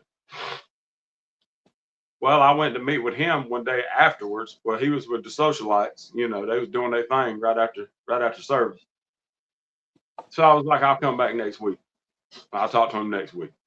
And woke up that next Sunday and was just no drive, no nothing to go. And my wife was like, we're going to go to the circus today, and I was like, nah, I just don't feel it. And another week rolled around. I was thinking, well, next week. Another week rolled around, same thing. The middle of that next week, I come across the names. And man, I have been tight ever since. I mean, we ain't been back to the circus. I wasn't no kind of way to my brother or nothing. He didn't ever question me about it or anything, but I believe that YAHUAH put a block between us because he's really persuasive over me. He's just a year and 1 month older than me. But I think that he put a wall there. I mean, like, YAHUAH. We talked all the time, and I didn't reach out to him, but a lot of times he would call me and stuff, But anyway, it just like it wasn't, nothing took place, and I was like, this is for real right here. Separating from family. That's in the book. Pulled me back away from all of it, and I'm telling you, it has just been. And you were humble enough to listen, and once you knew. That's what it sounds like. Yeah. You know what strikes me about your story, what I can relate with? I've noticed that most people, not all, but most people who have not fully connected with the church, they're the ones waking up to the truth. Like I've sat in them pews and I've been consistent, but I never really sat. You know what I'm saying? And it's like we never fully connected. I'm noticing those same people, their schooling's different. Like we don't like really get into schooling super deep. Now, this is not for everybody. I'm not saying this is the same for everybody now. But I'm noticing a good portion of people, they're not programmed by schooling and the lies, and they're not programmed by the church and the lies. And that entertainment and sports might have them a little bit, you know what I'm saying? But other than that, those two areas right there, it's almost like a safe unlock. Yeah. I'm noticing there's a pattern there. I cut the TV out, the secular music out. All I got is my YAHUAH music, and I love it. That's all I Rock YAHUAH. So what about your week? Anybody like family? What about your brother and the holidays? Like anything? I'm curious. Only mama, and she ain't really even pressed it because she knows already, that I'm set against it. So you pretty much have family that support you, just believe in whatever you want to believe, and they don't really give you a hard time? No, they don't really. I hadn't heard anything out of my brother. I mean, you've seen where I share stuff. He's one of my friends in there, and he had never responded at all. Mama hadn't responded any. But she sets his pews like clockwork, But me and hers had some conversations, and just a little kicker on top of everything last night. I do this super gut yogurt stuff for my everything, my health and all. And she just started, so she had a problem with hers and messaged me yesterday. Well, when I went down, she had her notebook out, and she had not the night before been looking into the name, the Tetragrammaton, and now I'm talking about she about got up, walked out my house whenever I was telling her about the name before. Yo, if she's looking into the Tetragrammaton, we know it's not right. Right, but that's a good thing for a person coming from God and LORD. And why? Because that means you're investigating. Yeah, she had Yeshua and Yeshua and all of that wrote down on her little thing there, and then I wrote YAHUAH and Yahusha. Oh, dap me up! Dap me up! Barak YAHUAH. So I wrote that out for her and then explained it, you know, kind of like John Truth was explaining it, because that's where I'd seen some of that at. And just to give her an idea, because she had the Yod, Hey, Vav, Hey, you know. Is your mom on your Facebook? She is. She is. I've shared some stuff with her, and she wanted me to share Yahuwah's Mercy with her last night. Wait. I got a question for the Mishpaka in the community. Are there some new Mishpaka right now in the comments? And you're listening, you're open, and you're curious about the name. You'd like to understand it. If you're new, let me know. Let me know right now in this moment, because I will clarify. If nobody tells me they're interested, then I won't tell you. If you're new, just say me. Maryland, if you see some new faces, don't ignore the OGs, because you know they like to play. But this isn't just for anybody new. James, this is also for your mom. If she is interested in watching you hang out for a little bit, then I'm going to break down the names in the very simplistic way for you to understand. First, to understand the names, you have to also go into scripture and know that your creator is telling you there's a name problem. The church's sideline kind of programmed us, don't get triggered by that, to stay New Covenant, New Testament. So let me read a few scriptures. I told y'all, Yahuwah bring me to the book. Hosea 2, chapter 2, verse 16 and 17. Everybody open up your books and let me know when you're there. Hosea chapter 2. And Mishpaka, this is not the only time this is in the book. This is all over the book. So if you really, really want to know if this is true, you got to get in the book and you will see it nonstop. Hosea chapter 2, let me know when you're there. If you're new Mishpaka, and you do not have a book, don't sweat it. But it is your job to go fact check us. You got to fact check us. Sister Cray, I see you say you there. Shanta says you there. Sean, what up?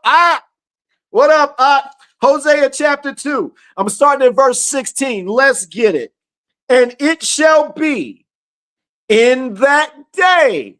So right now it starts by saying in the future.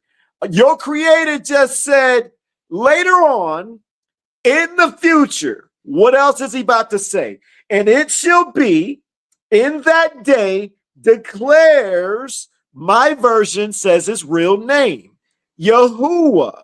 Your version, if you got a KJV, NIV, or any of the modern day translations, it might say LORD, or it might say GOD. That's okay for right now. Just follow what I'm saying here. It continues to say that you call me my husband. Your version may say something like Ishai. Ishai means my husband. So we're on the same page. It goes on to say, and no longer call me my Baal. Your version may say Baali. It's the same thing. It is the same thing. But wait. Let's go to 17. And I shall remove the names, plural, the names of Baals, plural, that's plural, from her mouth, meaning the people, and they shall no more be remembered by their name. He just said, they are calling me out my name, and they are calling me by these other mighty ones, these other gods. I have an issue with it. And in the future, I'm going to take those names out of their mouths. Wait, you got to do the root etymology study of the word Lord. You're going to find out it means Baal. Hold on. I think I got a quick little clip. I might better get it right here. Me and my man James, we're gonna be sitting right in the middle of this. I just want to show this one little clip. OpenAI, I have a question. Modern day Israel, are they part of the tribe of Judah? Now, when it comes to modern day Jewish people, there's a historical understanding that a lot of Jewish lineage today is traditionally associated with the tribe of Judah. So we get the term Jews, which is derived from Judah. So yes, basically the short answer is that the tribe of Judah is considered one of the tribes in end times context, and many modern Jewish people are traditionally linked to. Did you catch that? It said traditionally linked to that lineage. What's the definition of traditionally? Traditionally basically means in a way that follows long established customs or practices. So when you do something traditionally, you're doing it in the manner that people have done it for a long time, sticking to the old ways rather than changing things up. Is there a difference between facts and tradition? Absolutely. There's a difference. Facts are things that can be proven true with evidence. They're objective and verifiable. Traditions, on the other hand, are practices of beliefs passed down through generations. They might not be based on factual evidence at all. They're more about cultural continuity or shared customs. So yeah, facts are about what's demonstrably true, while traditions are about what's been handed down and followed over time. The Library of Congress in the United States of America, does it have this map? Emanuel Bowen, 1747 map of Negro land, showcasing the Kingdom of Judah in West Africa, where the slaves were taken? Yes, the Library of Congress does have Emanuel Bowen's 1747 map, titled A New and Accurate Map of Negro Land and the Adjacent Countries, which includes references to the Kingdom of Judah. You can actually view it online through their catalog. If you study Joel chapter 3, you're going to realize our Creator was not a fan of the Greeks. Yet somehow we follow Greek doctrine. Coincidence, maybe? Let's keep investigating. John 5, I come in my Father's name, and ye receive me not. If another shall come in his own name, him ye will receive. Now, wait a minute. That's your Messiah. That's your Messiah. The world knows him as JC, Jesus. And he just said, I come in my Father's name, and you receive me not. We're telling you the Father's name is YAHUAH. Your Messiah's name is YAHUSHA. I come in my Father's name. Yahu is the part he's talking about. And he goes on to say, if another comes in his own name, you receive him. JC ain't it. But wait, we're not done. That's a strange way to put it. So if another comes in his own name, apparently we'll receive it and we'll reject the real name. I'm going to have to call for some backup. Hey, Wesley, can you break the name down for us? The modern English adopted the J for the Latin I's in the 16th and 17th century. So by the time we get to the early modern English Bibles like the King James, the Latin Iesu in its nominative and vocative forms from the Greek Iesus includes the J as Jesus. Iesus does not hail hail Zeus. The word for hail in ancient Greek is haladza. The name Zeus is a noun that in Greek has an irregular declension. The god we call Zeus in antiquity was called Zeus, but only in the nominative case, and a version of Dios in the genitive, dative, and accusative forms. In Latin, his name was Jupiter. Correct me if I'm wrong. Jupiter is a Greek god, right? Let's go to the book of Acts. 14. And there sat a certain man at Lystra, impotent in his feet, being a cripple from his mother's womb, who never had walked. The same heard Paul speak, who steadfastly beholding him, and perceiving that he had faith to be healed, said with a loud voice, Stand upright on thy feet. And he leaped and walked. And when the people saw what Paul had done, they lifted up their voices, saying in the speech of Lycaonia, a Greek language, The gods are come down to us in the likeness of men. And they called Barnabas Jupiter and Paul Mercurius, because he was the chief speaker. It's very curious. Pastors don't teach this chapter. Coincidence, maybe? Let's keep going. Then the priest of Jupiter, which was before their city, brought oxen and garlands unto the gates, and would have done sacrifice with the people. Now, wait a minute. I got one more clip for you. We're not done with that, but I got a question for James' mom. Hey, Mom, if you take time to watch this, you saw in the part where I said pastors don't teach that. Mom, this is no knock, but you got to ask your son that is the pastor. How come he doesn't teach that? Let's continue. Some versions don't say Jupiter. It says Zeus. Here's the crazy part. If you study to show thyself approved and do your homework on the priest of Jupiter, you find out they tried to stone Paul later in the book. And you know what else is interesting? It's almost like everything that they were doing in scripture, the modern day church system does today. Coincidence, maybe? Did you know that the Greeks are a pagan society? In today's modern church system, they follow the Greek doctrine. And paganism is tied to Baal worship. Let's go to the book of Hosea. Hallelujah scriptures. Let's not forget the same thing is said in King James. And if you haven't picked up by now that there's a problem with the names, what you're about to see next, I have to ask you, do you believe our Creator, or is he lying?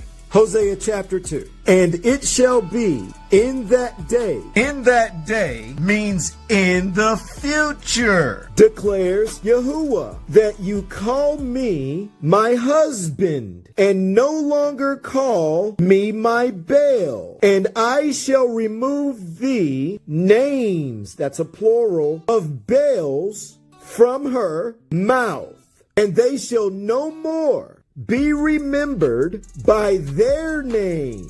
In Deuteronomy, he said that we will be worshiping other gods. Somehow, JC's name is tied to Jupiter, a Greek god. We found out our Creator has a problem with the Greeks. Some of y'all not convinced yet. Roll the clip. Four-letter name of a chief Canaanite god means Lord. David, when it's Baal, yes, B-A-A-L. If this hit different, I ask two favors. Number one, would you please share to help wake others up? Number two, can I get a Barak Yahuwah in the comments, please? So, Mishpaka, so wait a minute. You got Alex Trebek.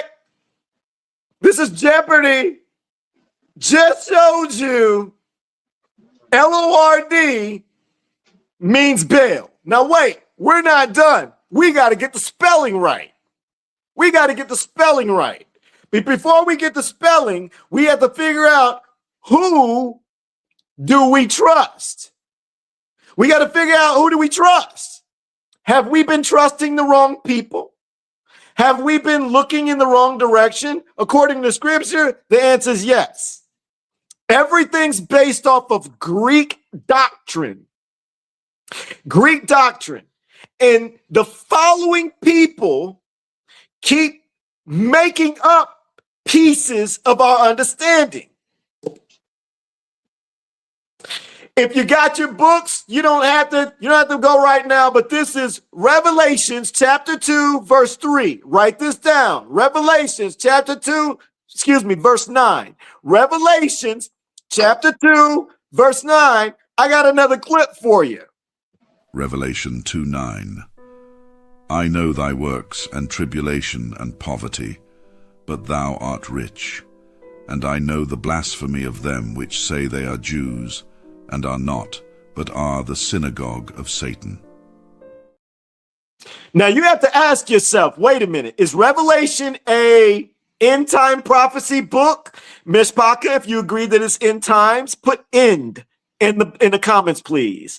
If it's an end times prophecy book, And by the way, Revelation 2:9, it's your Messiah. He just said, hey, you people in end times, end time prophecy book, you say that you are Jews, but you are not. You're lying. That's what he just said.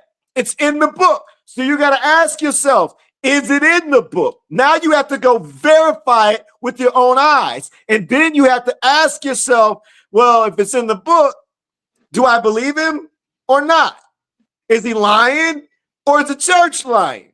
Is he lying or they lying? Who do I want to trust? But wait a minute. He didn't just tell you once. He told you twice. Revelation 3:9. Revelation 3:9. Behold, I will make them of the synagogue of Satan, which say they are Jews, and are not, but do lie. Behold, I will make them to come and worship before thy feet, and to know that I have loved thee. So wait a minute. He just said twice. Chapter 2, he said, y'all lying. Chapter 3, he says, y'all lying. So he doubled down on saying, y'all lying. You're not the Jews. Then you got to ask yourself, as you can continue to study through Revelation, ask this qualifying question. Because I bet you a lot of people haven't realized they haven't asked this qualifying question. Wait a minute.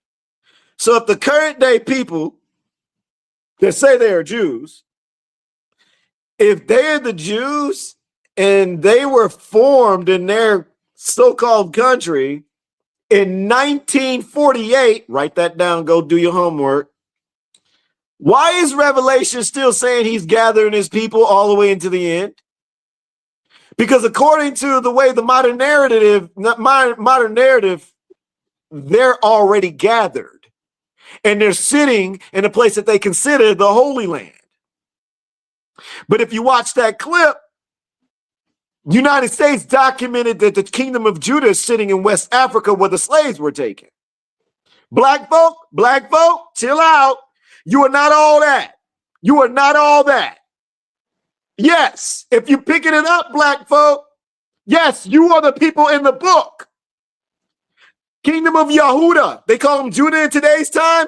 They say that they're Jews, but they're not. They're lying. Here's a real one sitting right here. But guess what? I ain't all that. I'm not all that, and I love everybody. I don't sit with them other two camps. I got to throw that out there because some people close their ears once they start hearing a black person start saying that stuff. I just got to throw that out there. Let's get back focused. So wait a minute. They're lying. We found out where and who the real people are. So now let's tie some things together. Number one, YHWH. The people who are lying, do they use YHWH? The answer is yes. Some of them do. Some of them don't. But when you look into the ineffable name doctrine, guess where it came from? It came from them. Number two, Yahweh. Yahweh came from them. How do you know? Go do your homework. They're the ones that some of them use it, some of them don't. Then there's kind of split. But here's the funny thing is some of them say his name is too sacred to be said. So you know what came from over there too? LORD and GOD came from them. You start to realize those are titles they gave. But wait a minute, what about Muslims? Muslims, I'm sorry, but I got to say it. Allah means, it's another translation that means G-O-D. So if G-O-D is a title, when you say Allah, all you're doing is still calling on a title. So what's his name? How do you figure out his name? Well, the W is out. Why is the W out? We'll get there. First, to figure out how to spell his name, you have to go to the oldest language that we can find in history. Now, when you look, go to Genesis chapter 10 and 11. It's the Tower of Babel story with Nimrod, where the languages were mixed up and confounded. That's what happened if you know that story. It was the ancient Canaanite Phoenician language. It's a Sumerian language. So if that's the case, your letters have to reach back that far. If your letters do not reach back to that language, then that means the letters are man-made. But the book says, don't trust man. The book says man will lie to you. So if you find letters that are man-made, you're not supposed to trust it according to the book. So wait, let's look at some letters. Well, you got the letter E. That's made around Egyptian time. So the E is out. Can I get an X in the comments, please? You also have the J. So the J was made in 1950 somethings or 15 somethings, but either way, man-made don't even matter. It don't even come close to back then. So if the J was made then wait a minute, that takes out two names. That takes out Jesus, and that also takes out Jehovah. And when you look into the real name of Jehovah, look into the root etymology study of the word Hova, it means calamity and destruction. And if you look into the J-E, it translates to some Greek stuff. So they're trying to tell you Jupiter, calamity, destruction. Wake up, people. You got to look at the letters. We're not done. Now it's the W. Is it Yahweh? Is it YHWH? But wait a minute. The W doesn't reach back that far. You know what the W does? Sound it out for me. Double U. Miss Parker, drop it in the comments, OGs. Double U. Two U's, put it together, you got a man-made W. So therefore, YHWH is out. Can I get an X? So what does that leave you with?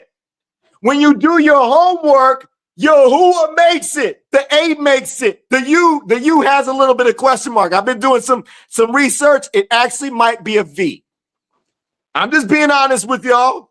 Why? Here's a little background. I'm not one to hold back information. I'm not going to gatekeep. My research is showing me that it's quite possibly that the V never had a V sound, that the V might have came before the U. It's quite possible. I'm still doing my homework, but apparently the V never had a V sound at all. And they made it a V sound. So it could be we might be spelling Yahuwah's name wrong. But you know what's interesting? They're saying that it's possible that the V had the U sound. To me, that sounds like an enemy deception. I'm not opposed to it. I keep asking Yahuwah to help reveal this to me. Until then, I don't care. What I'm doing is I'm going to make sure that I'm going to stay far away from those other ones, and I'm going to stay focused on praising him and giving him esteem. And the ones that I notice out, they're completely out of the mix. Those are the only things I stand on. And I'm being honest with y'all. So we know it's not no Yahweh. We know it's not YHWH. We know it's not G-O-D. We know it's not L-O-R-D. We know it's not Yeshua because Yeshua has an E. It seems like all the modern translations are getting kicked out of the water. On top of that, when you look at all the modern translations, guess what they point back to? Revelation 2:9. I know thy works and tribulation and poverty, but thou art rich. And I know the blasphemy of them which say they are Jews, and are not, but are the synagogue of Satan. So if your Messiah didn't trust them, why are you? Qualifying thought. So the question is, are you willing to consider it? That's the simple question. Are you willing to consider that your Messiah said, don't trust them? Are you willing to do your homework on the letters? Are you willing to go through this book and see if Jeremiah chapter 23, write that down, also says the same thing as Hosea 2:16 and 17? Are you willing to go study Amos when Amos is telling you the same thing?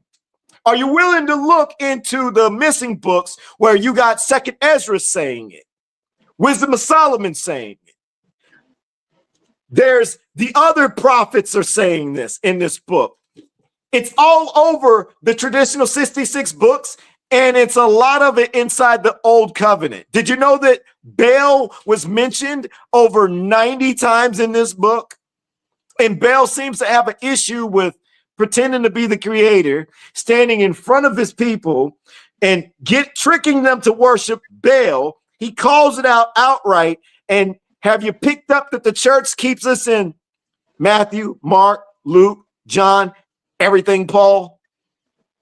They don't want you to look over there.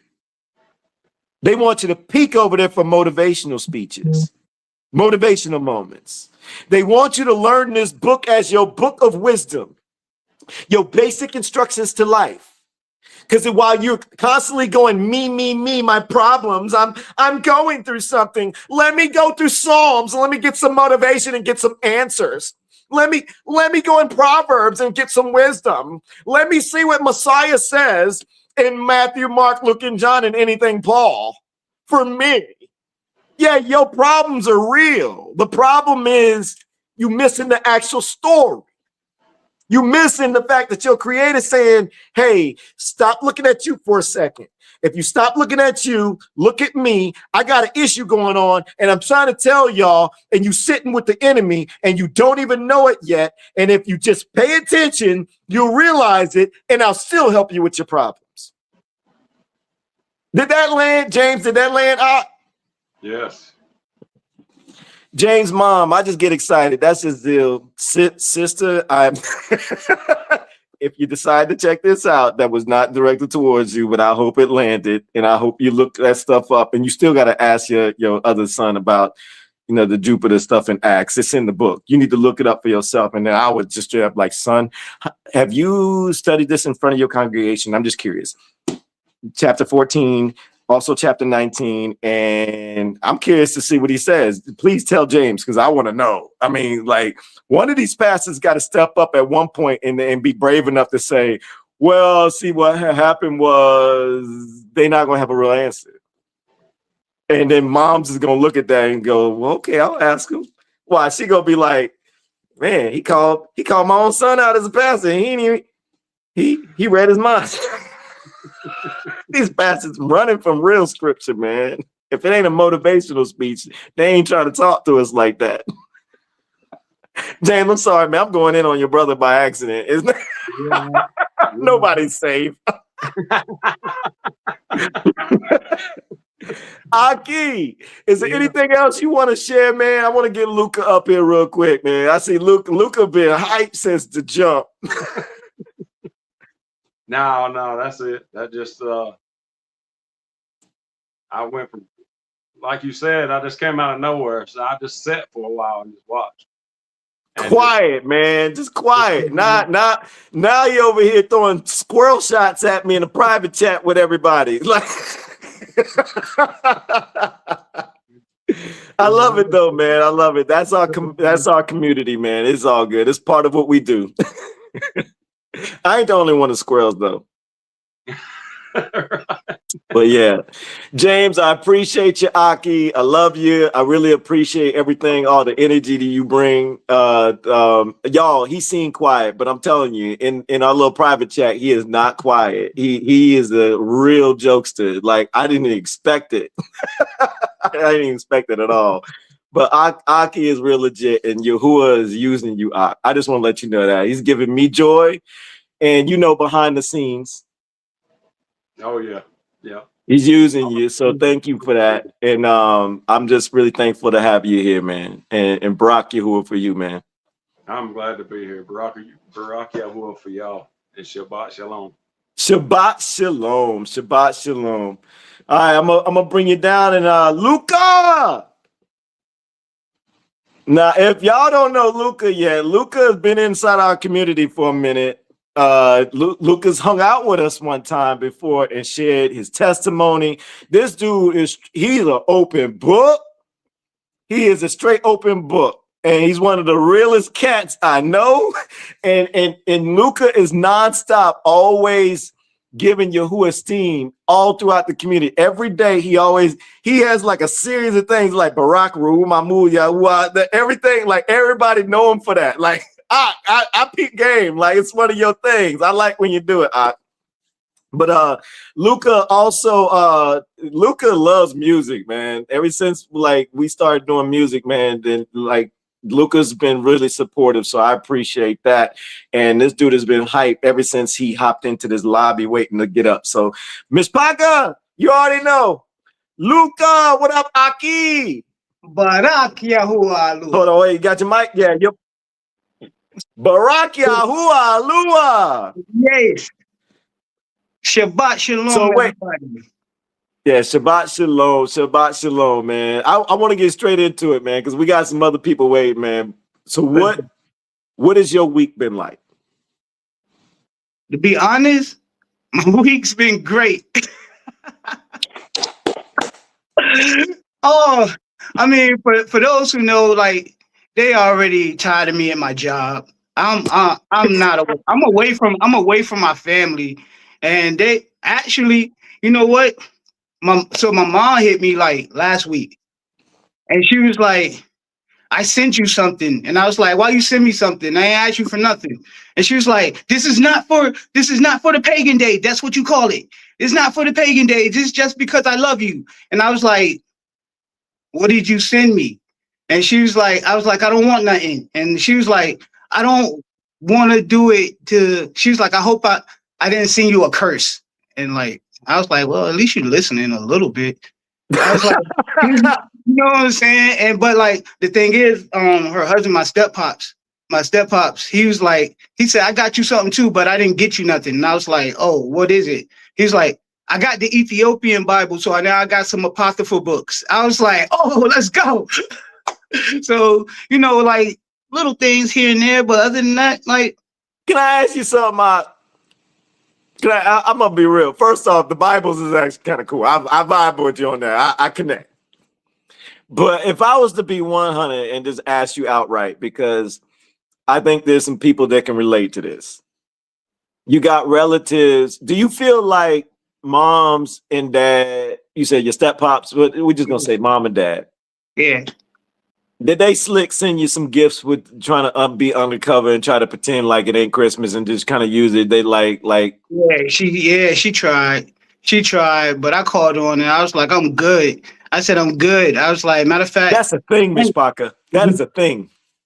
I was like, I ain't even called him on the day. You know what I'm saying? But my brother called me and he was like, did you call mom and dad? And I was like, no.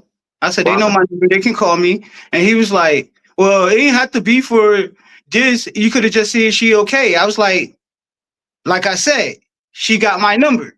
She can call me too. I'll call her the day after. So it's nothing about that.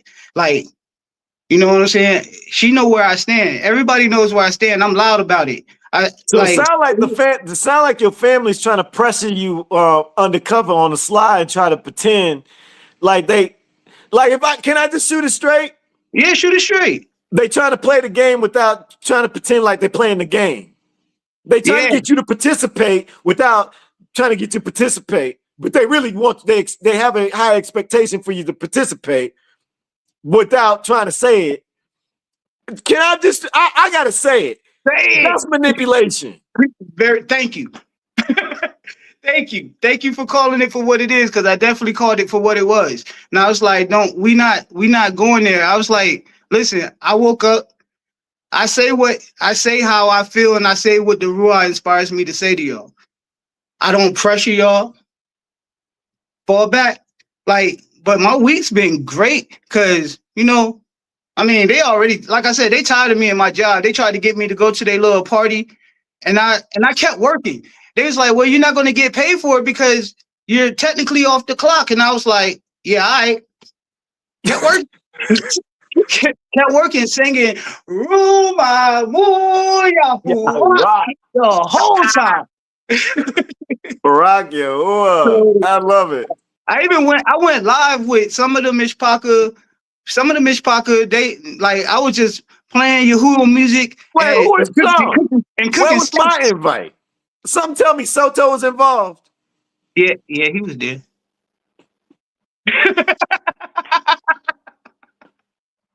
I just Love put you, I was Soto. like threw some Yahuwah music on, and I was cooking some steaks. Oh, Aki, I saw you. I saw it when you were cooking. Oh, yeah, I saw that one. I didn't get to see it live, but I saw the replay. I saw when you were done. Yeah, and I'm like, yo, this is what we're gonna do for the Mishpaka. Everybody doing their own thing. Yo, we here. We're gonna give esteem to Yahuwah. All esteem belongs to him, so I'm gonna give it to him. You Barak Yahuwah, Barak Yahuwah. Barak Yahuwah, Lord. Yeah, man. One more question, man. What I can't tell which one's your favorite song, because like if you had to pick one of the songs, which one? One? I have one in mind that I think you might say. I mean, you know, I love Same Tears. That's my song. I can relate to that, like all the way down to a relation. Like I sit here and I be like, I should hit Elon and be like, yo, he know he actually made that song for me. That song actually talks all the way to me. No, wait. Hold up. We gotta pull that back. We gotta pull that back. Yahuwah did. Yeah, Yahuwah. Dude, look. I mean, Yahuwah, yeah, because every song, Mishpaka, man, I don't know why them AI haters just hopped in my head, but when I'm inspired to make a song, it's usually something on my ruach that I see in scripture, narrow path, narrow feels lonely. You know what inspired that? A few days before, their pagan celebration, I'm seeing inside the small group people that were fitting that to a T. And it was a song that I've been working on anyways. And I just put it off to the side. And it was like the Ruach said, go finish that song and go get it out now.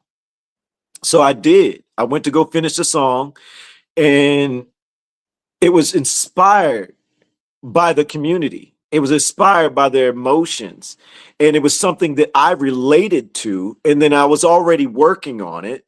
And then on top of that, it's layered with scripture. You know what I'm saying? So it was based for the community. So I'm gonna be honest with you. For the ones who remembered when it got posted, when it got released, which I think was maybe a week ago. If you had posted inside the community anywhere close to the vibe of that song inside the small group, you inspired that. Oh, wow.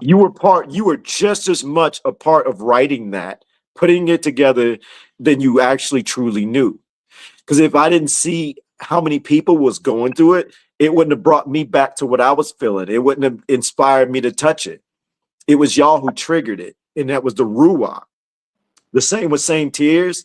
I relate to a lot of this stuff. Same Tears is powerful. Hold on, this is for you, Ak. If y'all don't know about Same Tears,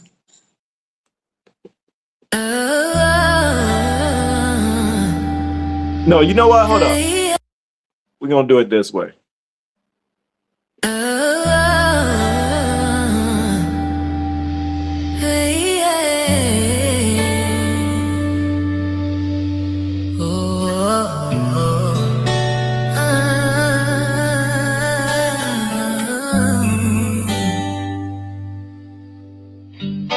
Same tears, but this time they shine. Pain became the proof, not a crime. We fall, we rise, we learn, we climb. Same tears, different time. To everything there's a season, and a time to every purpose under heaven. Ecclesiastes 3 verse 1. I walk that road where regrets repeat. Footprints made of fire under broken feet. Same mistakes try to pull me back, but the Ruach flipped that track. Old pain, now fuel, old scars, now teach. Grace rewrote what guilt can't read. From pit to praise, from shame to sign. Same tears, but the lesson mine. Same tears, different time. We don't drown, we redefine.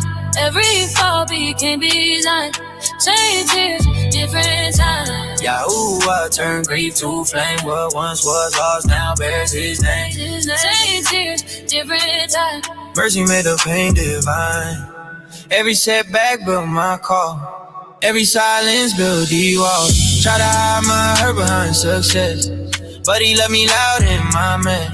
Now purpose walk with every rhyme. Prophecy flow in double time. Yesterday's sorry, came today's climb. Same tears, but now line. All things work together for good to them that love YAHUAH, to them who are called according to his purpose. Romans 8 verse 28. What broke me then now builds my faith. Don't curse the storm, I thank the rain. You use my tears to clear my sight. Now I fight with truth, not pride. Can I get that right? YAHUAH in the chat tonight. Lift them hands, let the saints unite. Rumamu, your hearts ignite. We.theassembly, same tears, different time. Same tears, different time. We don't drown, we be fine. Every fall became design. Same tears, different time. YAHUAH turned grief to flame. What once was lost now bears his name. Same tears, different time. Mercy made the pain divine. I used to cry from fear, now I cry from all. Same tears, but a holier draw. They used to fall from guilt and lies. Now they fall when truth arise. Every drop tells stories deep of nights I sowed and now I reap. So when they see the shine, they don't know the grind. Same tears, different time. We rise from ruin. Different time. We rise, we find. Different time. We still cry true. Different time. We not blind. Different time. Who we be? Different time. We the assembly. Different time. Same tears, different time. Set apart destiny. Same tears, different time. Same tears, different time. We don't try, we really try. Every fall became design. Same tears, different time.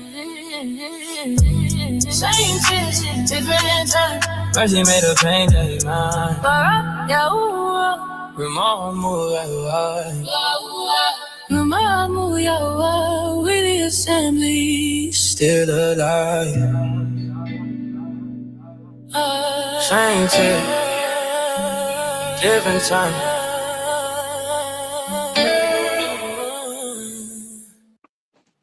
Mishpaka, that song is about, let me take this down. That song is about the things you go through, the pain, the tribulation. There's growth there. YAHUAH is using that to refine you, to grow you. And my experience is to run towards it. I learned that when you try to run away from it, there's no real healing. You got to go feel it. You got to really feel that pain. And what I realized is I actually kind of miss it sometimes. I know it's crazy because I don't feel it as deep as when those wounds were deep. And like, I know y'all probably thinking like, for the ones that's in this season now where you on your knees and you crying out to them and you asking for answers and help and guidance and just you just confused about your scenario. Mishpaka, I hope every word I just said, like, whoa, this dude, he does know what this feels like. There will become a time where you start to get healed and you're going to look back and you're going to go, yo, when I palal to him, that means pray, like he was answering deep during that time frame. When I saw it, I knew it.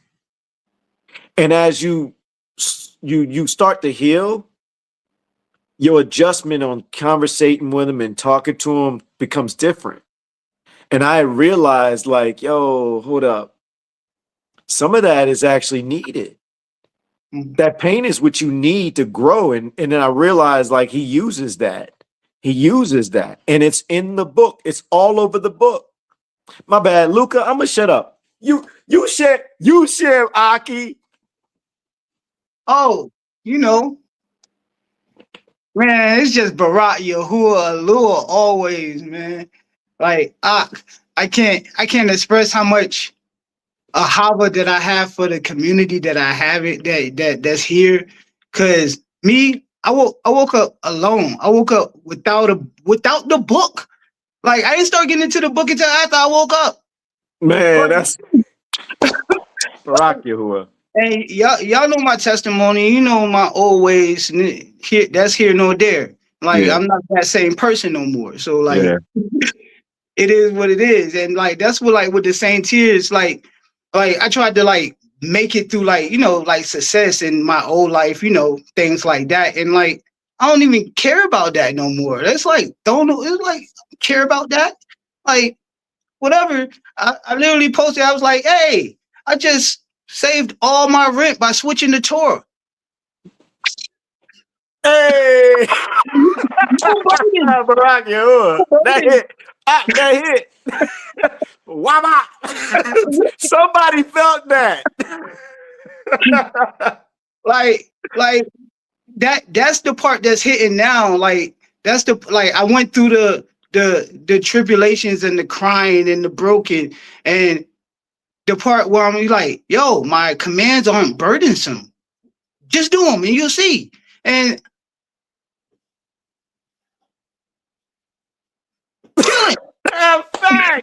Facts. Man, look, Mitch Parker, if you knew and you don't know where to start with the Shabbat. And by the way, if you just sitting in your chair, hanging out with us for the first time, you're participating in Shabbat more than you know. Keep doing that. Take your Shabbat day and spend it with him. Like put work to the side. Yeah, hey boss, I'm gonna need this day off. And it's because of my belief system. And I'm telling you, Shabbat is in the 10 Commandments. Start focusing on the 10 Commandments, then start moving towards the other things that's much deeper. Don't start stressing yourself out on stuff you don't understand yet. Focus on the 10 Commandments, lock that down and feel good about it, feel comfortable with those. Those are easy compared to all the other stuff. And then when you start seeing the other stuff, you're like, oh, Passover's okay, just do this. It seemed complicated. But once you kind of like just slow down a little bit, take the pressure off your back and just focus on little pieces at a time. Focus on the name, focus on Shabbat, focus on not trying to be perfect. Don't put pressure on yourself. Focus on your heart, focus on scripture, and just focus on him. Everything will fall right into place. He will teach you. He'll teach you through feelings. He'll teach you through emotions. He'll teach you through music. He'll teach you through a bird in the window. But most commonly, he's going to teach you through that book. Barack Yahuwah. Aki, is there anything else you want to share before we let me see. Frankie. You ready? I'm gonna get the ladies last. I'm late. Yeah, I saw you, Kendra. When I said I'm gonna get the ladies last, Kendra did this.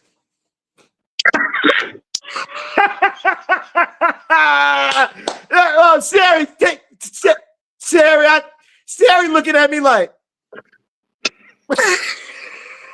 Robin the only one laughing.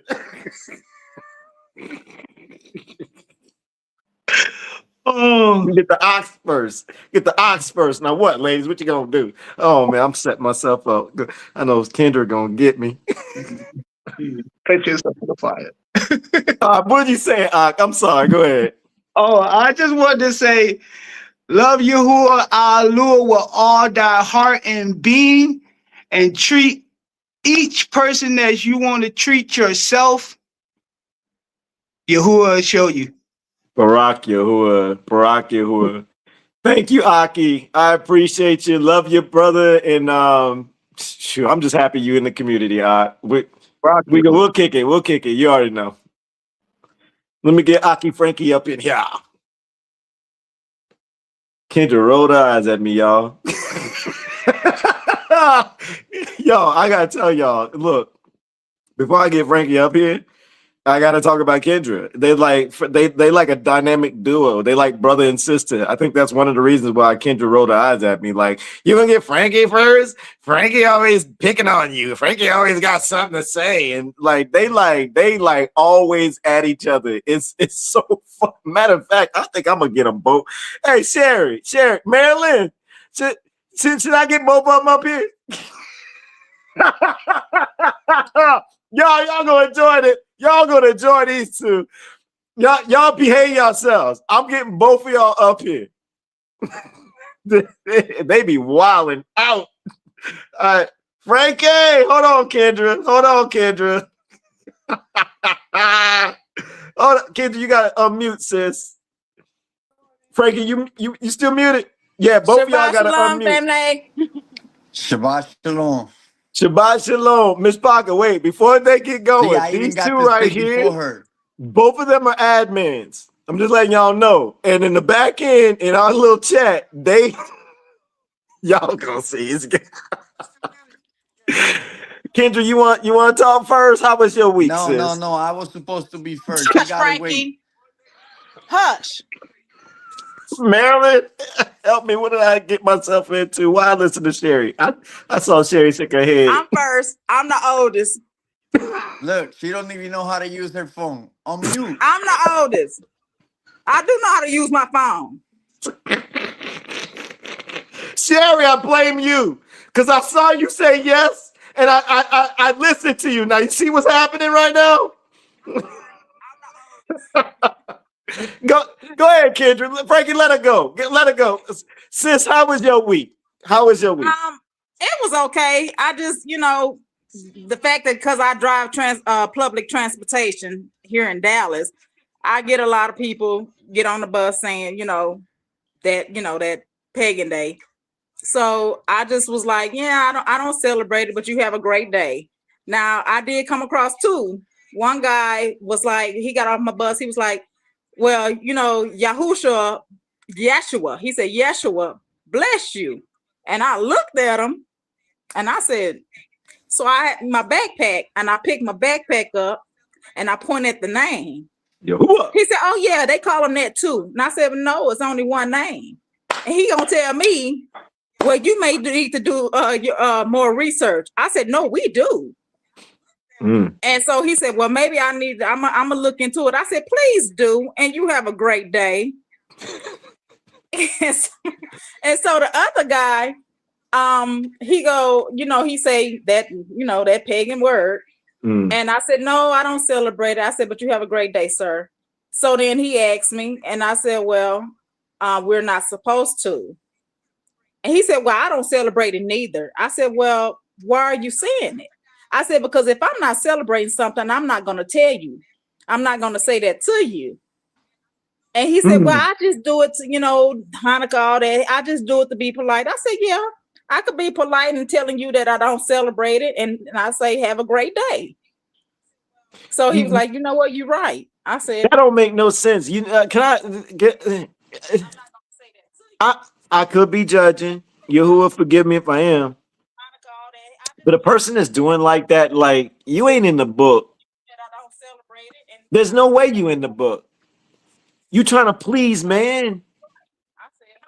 But so you say but you playing every single side of the fence.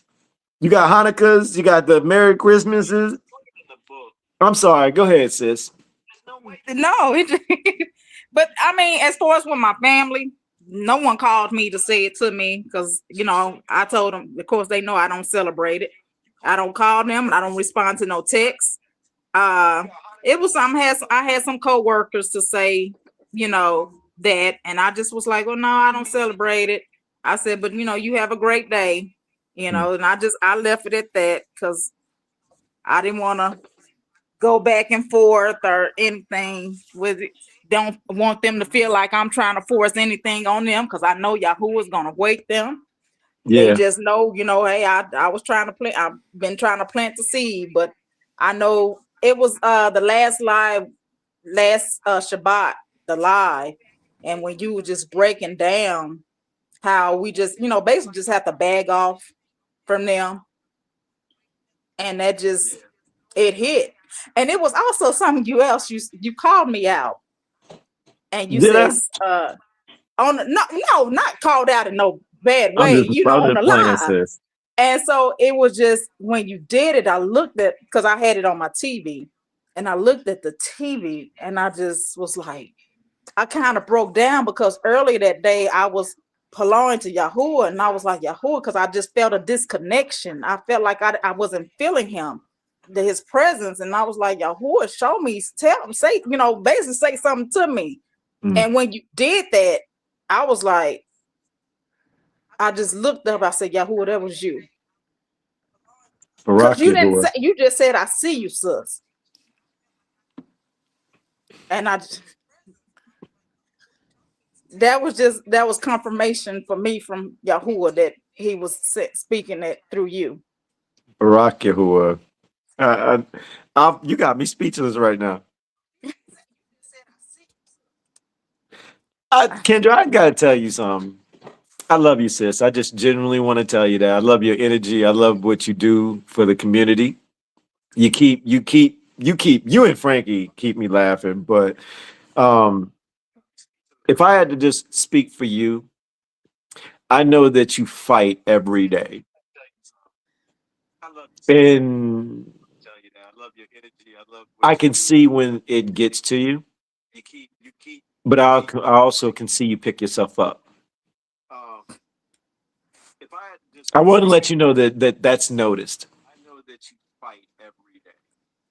My sister said something to me today, and I was, we were talking about, of course, the pagan day, and I just told her, I said, it's not in scripture. I said, so why are you celebrating? It's not in scripture for us to celebrate it. And she said, you strong. And I'm just like, what? And she said, because no matter what, you pick yourself up. I said, but it's not me. I said, it's YAHUAH. Barak Yahuwah. Barak Yahuwah. Because I know you fight every single day. Yeah, and I know you also deal with a lot of y'all. When I say this, you got to understand her job is when I'm really talking about her work. She deals with a lot of demons. And what I mean by that is she's constantly around people and different characters. And, she shares some of the stories with us, and we know it's spirits. And she fights them off very well.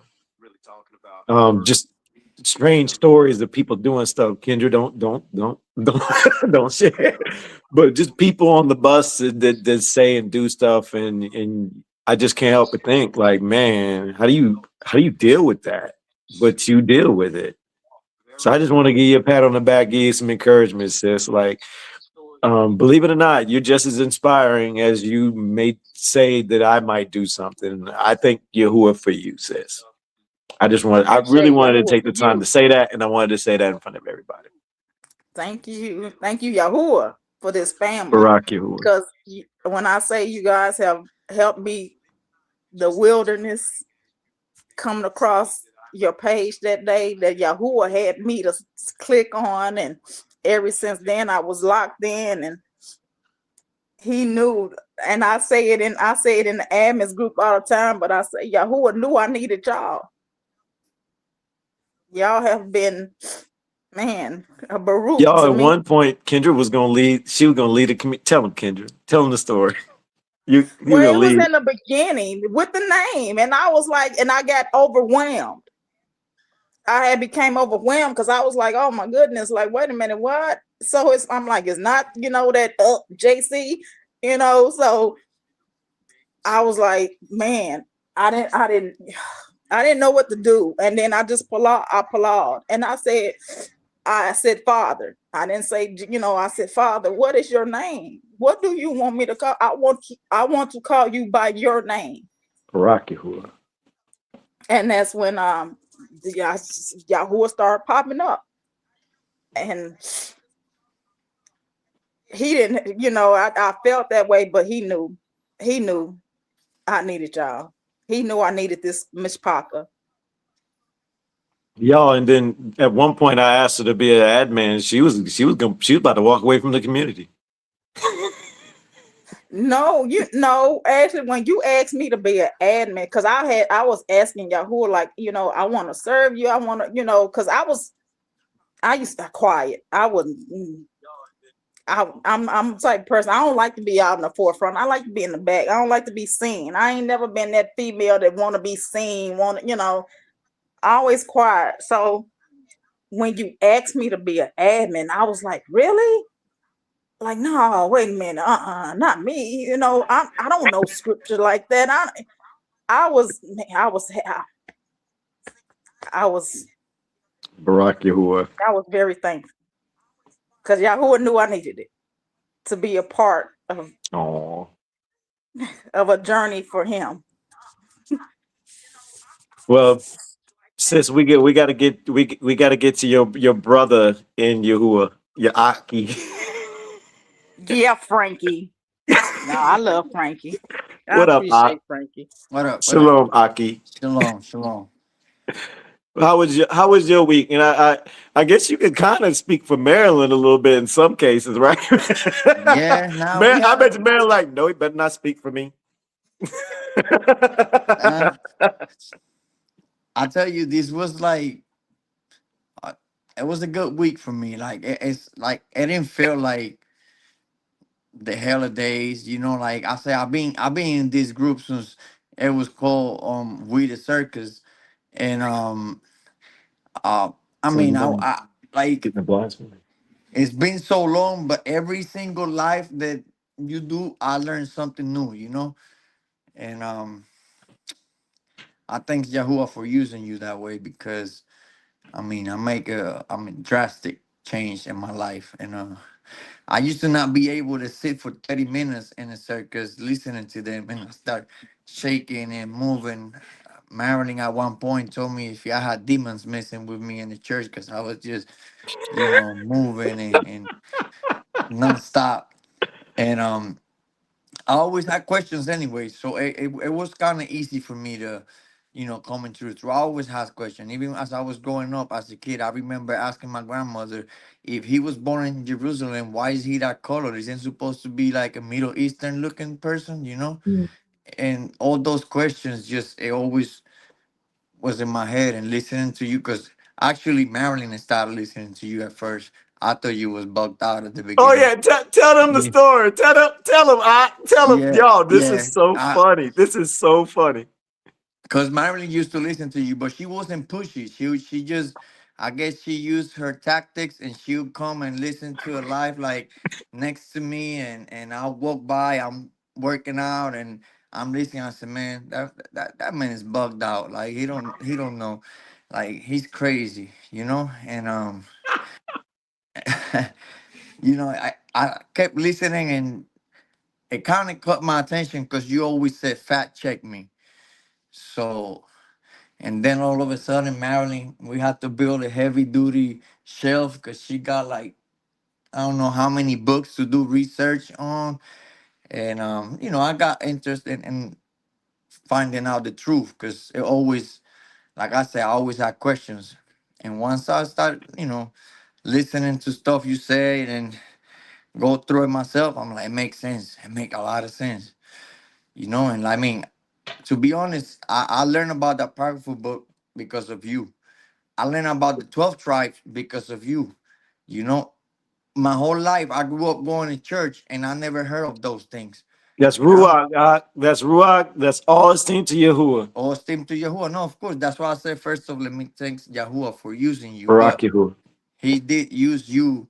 You brought it to my attention. And I'm like, well, it makes a lot of sense. And now like this year, look, my family really, and it's funny because you said it earlier. If I don't know if it was to James that you said also your family is like whatever you believe on, they respect it.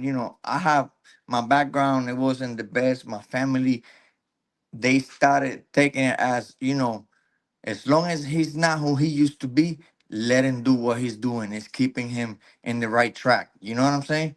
Yeah. And now they, like this year, I didn't have not one wish of those days, you know, not one. And I even told Marilyn about 2 weeks ago. I'm noticing Wait, because my I gotta ask. So you just pretty much said your family saw, they see a change in you. Oh yes, yes, they all did. They like from my brother. Look, I even got confirmation when my brother came over here to stay for a few days. He saw the YAHUAH name and these letters in my shirt, and he said, because he was in Iraq, he said, I went to the cave where he was buried. He Mm. pointed out the name, right? He didn't say it, but he pointed out that he said where he was buried, and I was like, Those are I seeds being planted. Mm-hmm. Because he Barak said Yahuwah. he saw the name in the cave. So, and they all respect it. My mom called me sometimes like, yo, how is it that you pronounce it? And I have to tell her again, you know what I'm saying? And Are but they y'all peeping respect. game? Is everybody really paying attention to this live? When I said peak game, I'm not talking about Frankie's story only. Is everybody realizing that everybody who's got up here, and if you look back at your situation too, your loved ones you've mentioned it. Yahuwah's name's getting out. People have questions, they can reject it all they want. But can you tell? I just had to throw that out there. Barak Yahuwah. I'm sorry, continue, Well, Frank. Rocket- No, no, yeah, and that's how I feel. Like I said, I told because my mom, she always used to finish a phone call by telling me "God bless you." You know what I'm saying? My mom don't do that no more. And I kind of caught on to about 2 weeks ago. I told Marilyn, I was like, yo, mommy is really cutting on to this stuff. She's really respecting. She don't say it no more. She say, I love you, bye. Or, Yo, that's a win for Yahuwah too. Ooh! yeah. Ooh! Hold eh, up. Wait. Barak Yahuwah for Maryland. Because if sis didn't hold on tight and be like, maybe you should listen to him. Maybe you should check it out instead of judging. yeah. Then you wouldn't be right here right now. That was exactly her words. And believe it or not, when I first started listening to the live, because I worked out in my garage. So I was working out and listening to the live. And then I was like, oh man, like I'll stop working out and the workout I forget that I was working out, just listening. I got stuck to the live because stuff that you were saying. Barak Yahuwah. Yeah, and like I say, my family has been very, very good with it ever since, you know. Like it's funny that you say that because they thanks Marilyn. They're like, thanks to Marilyn that she made this guy change his life around and Oh. the things that I'm doing. And but they proud of what I'm doing and I know I'm planting seeds, I know because they show it. Yeah. They've been Barak showing Yahuwah. it. Even my sister. See, that was the ones that I had issues with when it comes to the holidays. They'll start all wishing stuff. It was like my two little sisters, and they don't even like they know it. Mm. You know, my niece came not too long ago, and she even said it. She said, "Theo, I know you don't celebrate none of these, but um, I love you." You know, and I was like, "Hey, that's cool." Oh, that's what's up. Yeah, That's that's what's up. that's like I say, it feels good. To me, it feels good because yeah, I know they all curious. I mean, they probably not in the work, but they curious. They looking around, especially when I get those calls like, yo, how is it they use it? And it's funny because I started planting seeds when I first heard that the letter J was invented in 1524. Man And I made. Not supposed to and, trust man. and when I say how can that be the name when that letter was just made? Like 1524, like how many years after? And then they start thinking like, how? Like, wait, light bulb. Uh-huh. Hold up. Maybe Frankie and Marilyn aren't that nutcase in a suitcase that we thought. Man, they might have some legs. Well, sis, what y'all got? Anything else y'all want to share? I wanna pull Sister Cray Cray and Sherry up. Sherry, you still there, sis? Yeah, she's still there. I want to pull both of them up. Rumamu Yahuwah for this, my shaka. Shabbat That's all I shalom, have to say. family. Shabbat Baruch shalom. Yahuwah. Shabbat shalom. Y'all got a light version of these two, man. I'm telling you, they be wilding out. I love y'all. We'll get y'all on here another time. But I wanna get Cray Cray and Cray Cray and Sherry. Cray, don't be too cray. Oh, she can be. All right, y'all. Let me get Frankie down. Jason done snuck up in here. What up, Aki? I didn't see Jason snuck up in here. You know what? We're gonna get all three of them in here. Let me see. There goes Sherry. What up, sis? Cray. Shabbat shalom. Shabbat shalom. Where my Aki Jason at? Yeah, there's Aki. Shalom, homies. Wait, first off, Sherry, you wrong. You set me up, sis. I listened to you. and don't act like I didn't see you roll your eyes at me when I said I'm gonna let Frankie up first. Look, Kendra was like, and then Sherry's looking like in my defense, now Kendra probably did roll her eyes. She probably did. Her head moved. It was like, but I was just like, okay, I'll wait. Okay.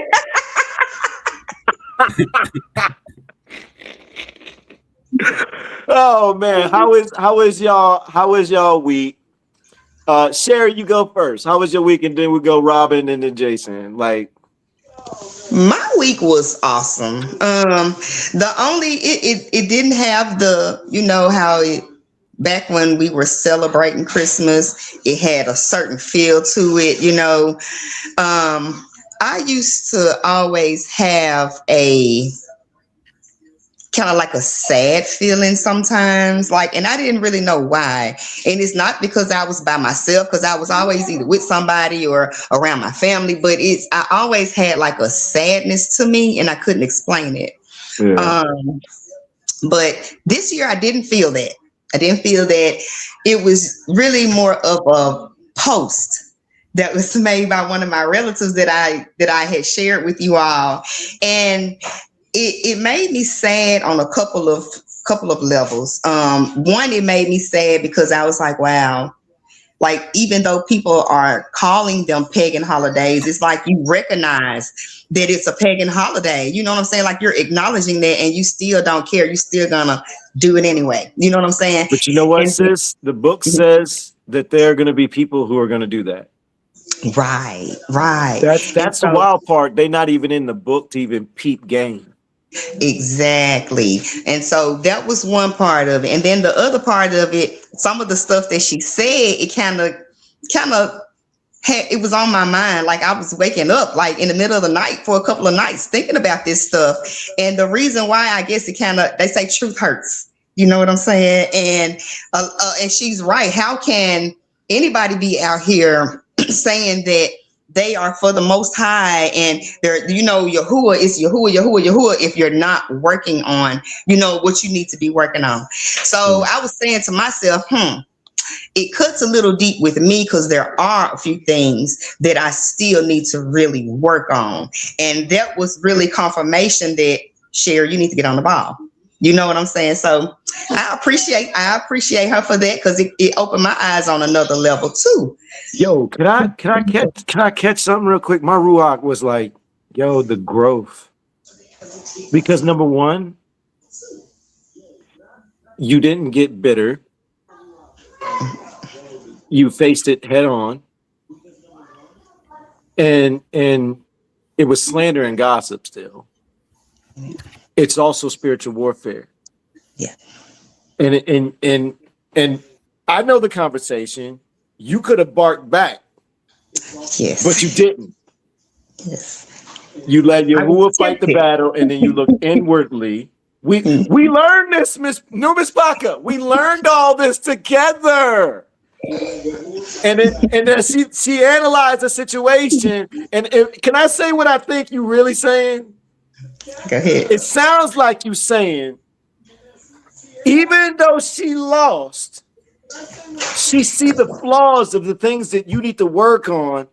And Yahuwah's Ruach was like, first off, you're handling yourself the way I want you to handle. You're not getting angry. You're not flying off the handle. You're not retaliating back. You're coming to me with it. I know she hurt your feelings. I also know she's wrong, right?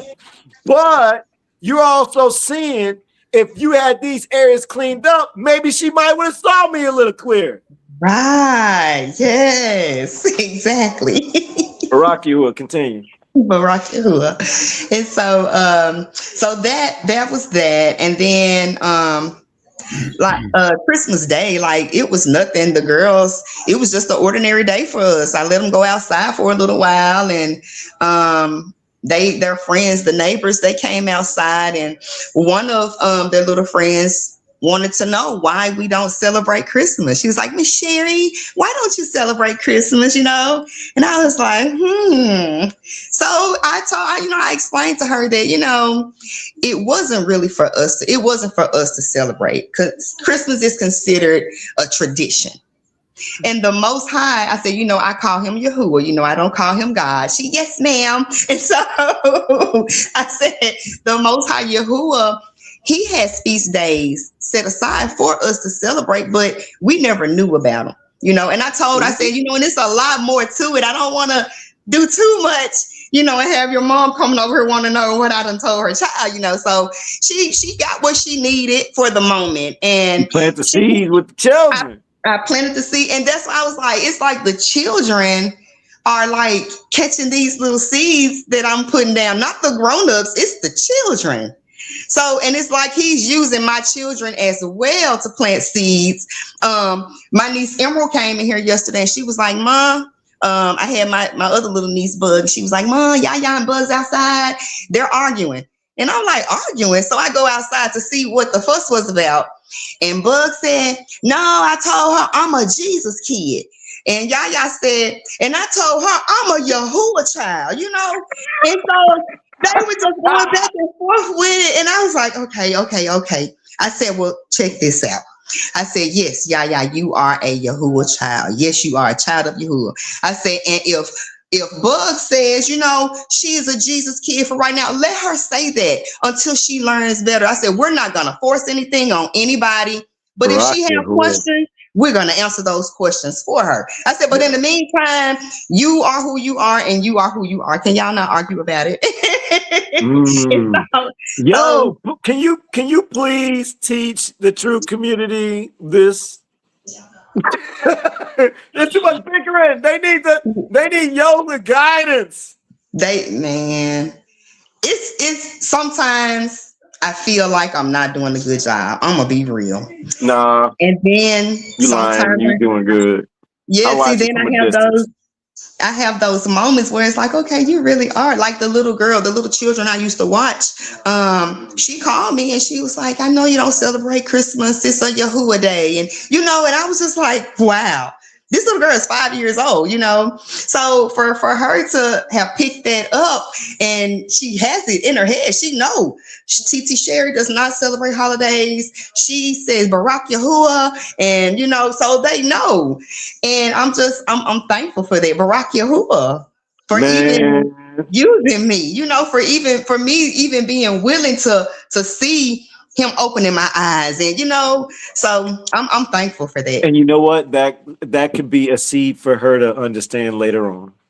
And she never would have picked it up fully, but she's always going to remember that conversation from you, or the conversations plural. And then that one day Yahuwah is going to be like, there's a reason why I wanted you to get to know Sherry in that way. Because I'm gonna wake you up later on too. Yes. And you be teaching your children. I know it is. I try. I know you do good. And one thing that I really like about what you do is, and it's in the book, you teach your children. He tells us nonstop to teach the younger generations, to teach the younger generations. It's okay to slip up from time to time, but you get back on track. You're willing to look inwardly, and you showing them who Yahuwah is. And guess what? They're seeing consistent Sherry with Yahuwah. Consistent. There's no page break. That counts for something. Barak Yahuwah. Barak Yahuwah. Cray. What up, sis? Shabbat shalom. You Shabbat guys, shalom. there was some bad ruachs already up in here trying to prevent me from doing this. The phone died, and I don't know if you've seen Elon, but I had a wardrobe malfunction before this all happened. I had on my Yahuwah shirt that Marilyn sent me, and I picked up this bottle of water, and I forgot that there was a hole in it and poured water all over myself. And I saw Elon laugh, so I was pretty sure he saw that happen. So anyhow, I'm here. And from last year to this year, Yahuwah gave me a peace.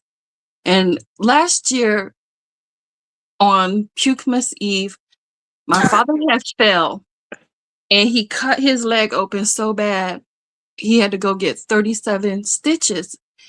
And he was in the hospital, and the family was just kind of all stressed out, and they was trying to plan this whole Pukemas gathering in there. But I had went up in the morning, and I said, I've already been up to see Daddy. So something that I always had did, because y'all know I was in and out taking care of him for several months, I would go in and I would read scripture to him. And I walked in, and he said, Mary Pukemas. And I said, now, Daddy, you know I'm not about that no more. And I said, but I do want to read you some scripture. And I said, you want me to read you some scripture today? And he said, yeah, I do.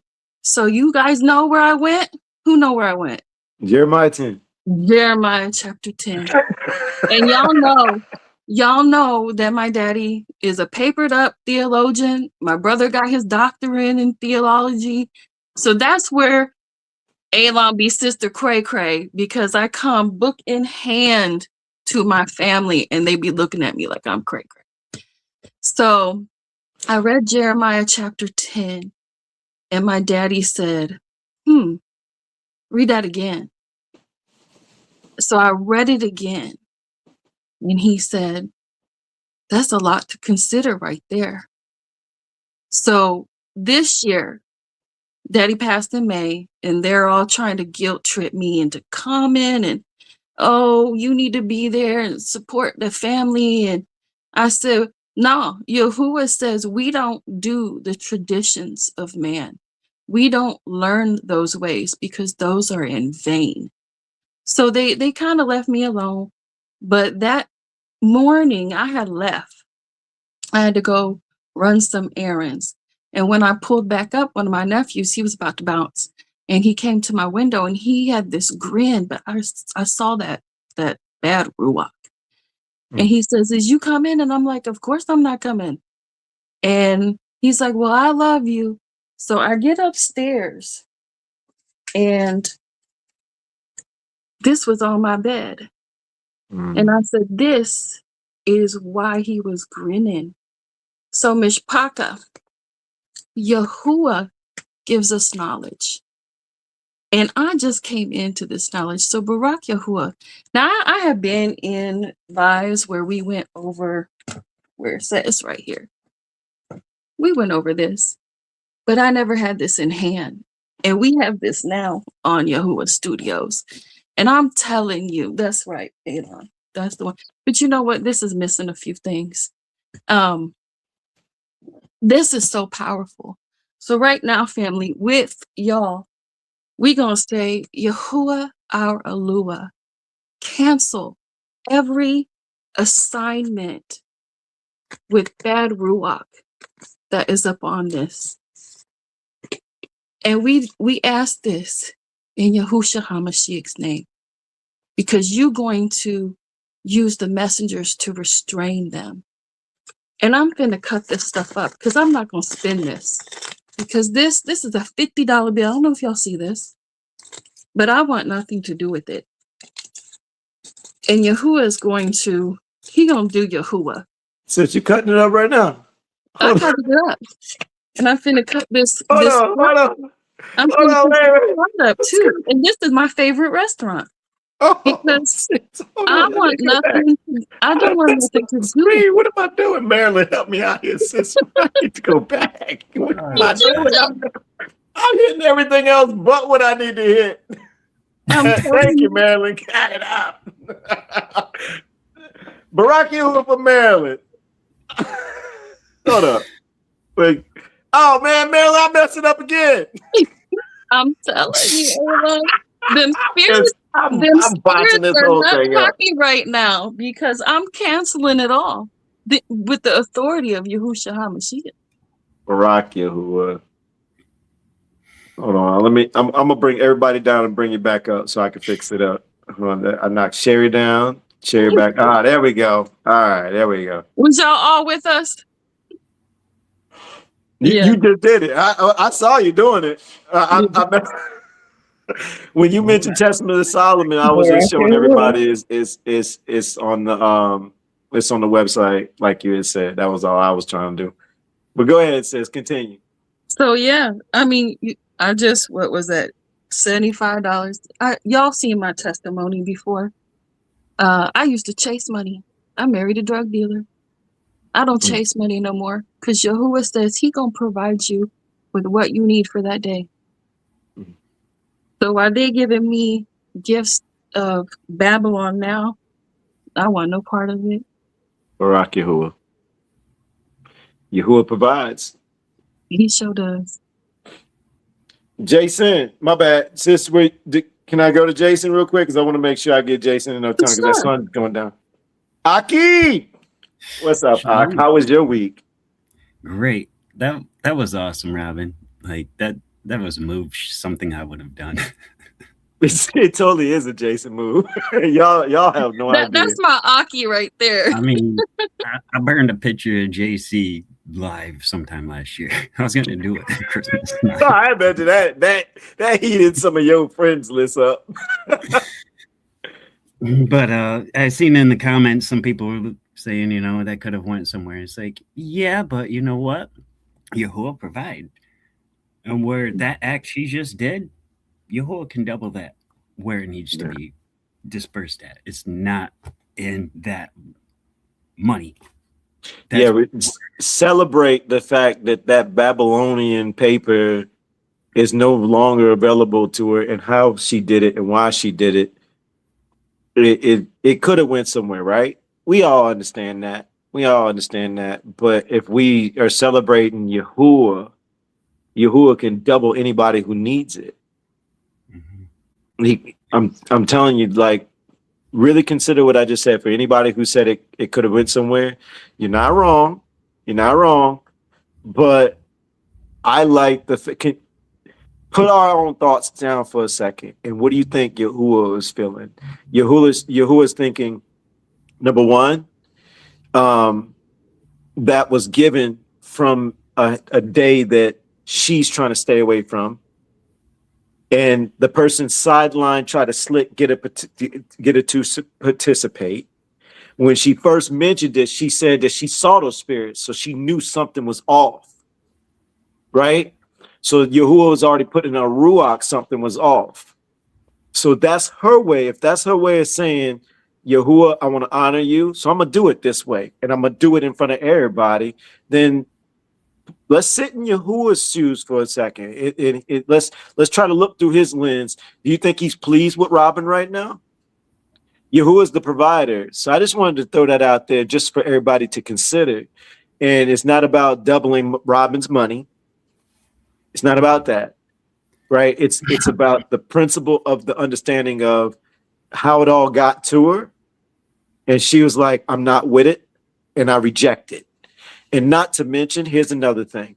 She did say she saw those spirits. And anybody who is participating in Christmas, this is going to be a trigger for some people. You got a spirit on you. And one thing that I've learned is that could have been a vessel. A Trojan horse. And if YAHUAH. y'all been following me, my new slogan, I'm taking it from you, YAHUAH. Make obedience my new advances. I like it. That hit. Can I get a YAHUAH in the comments for that one? That one hit. YAHUAH. YAHUAH. Go ahead, continue, Jason. But anyways, my week's been good. I recently started a new job, so no longer working outside in the cold on roofs. Can I just stop you right there? I'm gonna put you on blast in front of everybody. You can. Just because I love you. How many people in the comments would love like a cookbook, an online cookbook? Something that maybe costs like $20-something from somebody who has experience inside the kitchen. That look, Jason's like, I could make a cookbook, but I don't want to do regular foods. I want to learn like raw foods and YAHUAH foods, and I don't know that stuff. I can make a regular Betty Crocker cookbook, give people sugar and yeast and all that stuff. okay, look, you ain't doing nothing right now. Miss Parker? Learning. Miss Parker, I want to reintroduce myself. My name is Elon. I am a retired marketer, social media coach. I'm known in that space, in that field, as the social media whisperer. I specialize in helping business owners make six figures, training the algorithm like a pet. So with Jason's skill set and the question that he just said, I have the skill set to point him in the right direction to find out how to make those recipes. He's already a professional cook. He get in that kitchen, he whips stuff up like it ain't nothing. So if he learns how to do the stuff in a clean way for YAHUAH food-wise, would you be willing to support and get a cookbook from him if I help him in that area? Woo! Sherry, why are you blacking out, Sherry? Because Sherry's like, oh, don't do me. Dropping these. No, I ain't gonna do you, sis. I'm getting Jason. And the reason why I'm getting Jason, because YAHUAH put this in my ruach. One day, Jason said something about being tired and something about work. You remember that post? And what did I put in the comments? I put, well, if you'd have listened to me a long time ago, like YAHUAH, like you could have been had that cookbook. A simple little affordable little like recipe. I'm putting you on blast. I'm putting you on blast. I appreciate You got people saying I'm down. I need that. And if it's digital, that's a quick little $5-something. And Jason got a big heart. Jason, the type of person to give you $100 when he only got 105. I'm not making that up. That's him. That's true. Okay, Jason. I'm done. I'm done. Continue, Aki. Well, I guess expect a cookbook. Definitely. Now until next Togetherness, there'll be something. Yo, the admin's not gonna let you up on that one. No. You know, Kendra gonna be like, Jason, where my cookbook? Where my cookbook, Jason? But anyways, I kind of want to expand a little bit on Sherry's, how she came and said growing up she always felt this sadness. And I'm like, I think I just knew it was going to hit for a different reason. Like a lot of people growing up, looking to the lights, looking at the gifts, looking at all the vanity of it, not looking to YAHUAH, not looking in the book. This year, it took everything just to bite my tongue and not speak up during the prayer over the food and saying something like, is this the only time we're going to acknowledge him today? But keep the peace. Be there out of love. Let them know this is my last time I'm here on this day, any of these, which but like Frankie was saying, like they recognize, even though my mom and my dad did say a happy Xmas text. When I walked in the house, they greet everybody. Everybody's Merry Xmas. They just said, "Hi, Jay. I love you." And so they know where you sit with everything. So as you were there, they were sidelined, kind of trying to respect it. Is that what I'm? Kind of trying, yeah. Y'all, Miss Paca, I can't help but see a trend here. I'm seeing family members who know where everyone is standing, and they're at least showing that they kind of respect it. Now, some of them ain't going to be like that. Light. What I'm saying is, Yahuwah, help me with my words. They're acknowledging the fact that you don't feel something a certain way, even though that they're not there fully. Those are it's a seed. It's a seed that Yahuwah can water. I've been collecting watermelon, papaya seeds, every seed I You gonna make me go back to the cookbook stuff.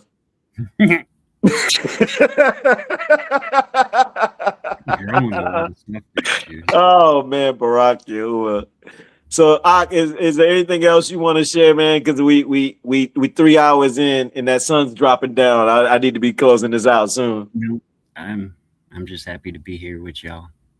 Yo, by the way, Jason's an admin too, if y'all haven't figured that out. So Jason and Sherry, and then we had Kendra, and then we had Frankie on earlier. And wait, keep it up, don't drop it. And that wonderful woman down there, Miss Sandra Moore, that's also one of our, she's quiet. She's like the wisdom of our admin team. Man, she probably like, Elon, I don't like all that. But I'm sorry, sis. You are like, she's like the mother of the admins. Like all of us go to her for the deep stuff.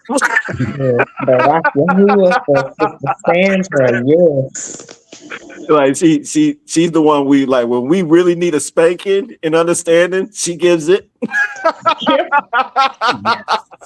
Oh man, Barak for Miss Sandra, man, love you, sis. Since all the admins, everybody know Maryland, sis, I had to put you on blast too, not in a good way. Well, Robin, Cray, Sherry, Jason, y'all got anything else y'all want to share before we close this bad boy out? I have an ask. Can we have another music party? Do we have another music party? Can we have another one this week? We'll see. I've been spending time with spending time with my son, and I only got like a week with him. I don't get to see him much, so but I might better squeeze some stuff in. We'll see. Well, what I am doing is I'm working on some more music, so maybe I'll drop some more music and we'll go live and preview them and maybe play some of the old school. We'll figure it out. We'll see. Okay. Y'all, she put me on blast on that one. Yes, you did. Like, oh, he can't go nowhere. Let me just ask her. Oh, man. All right, hold on. Let me bring y'all down real quick. I appreciate y'all. Cray, you next off. Bing. And then Aki Jason. Miss Paca. Shabbat Shalom again. Oh, man, hold up.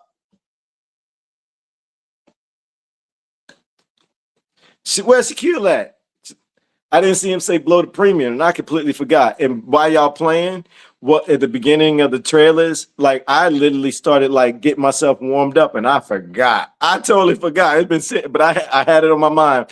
But we not gonna leave this live without blowing the chauffeur. Shaquille called it the premium, but let's get it.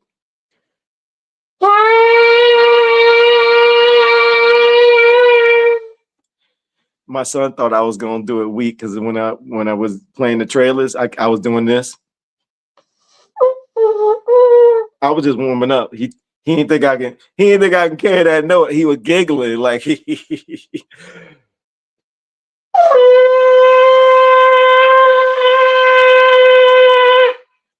Rock YAHUAH. Rock YAHUAH, Alua. Miss Parker, you already know.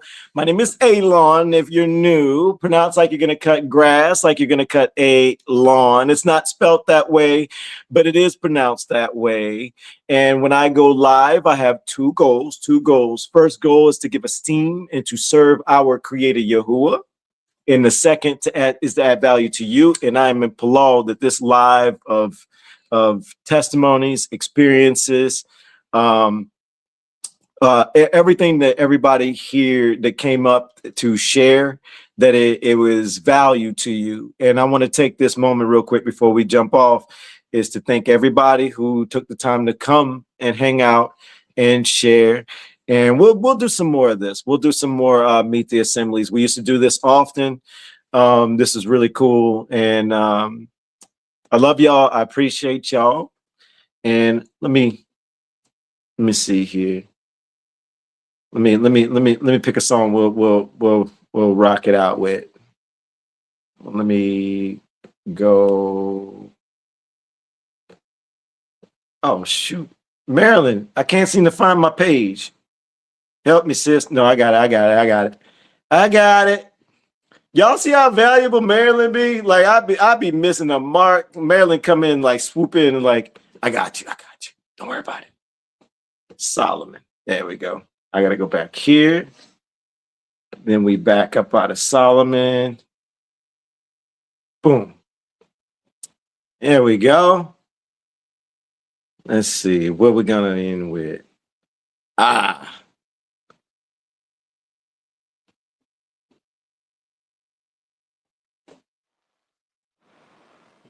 Mishpaka. Let's chat for a moment. Many of us have said the same words in different ways. I feel alone. I feel empty. I don't fit anymore. I love YAHUAH, but this hurts. We left the noise. We stepped away from comfort. And now the silence feels loud. Scripture already told us this would happen. They shall put you out of the synagogues.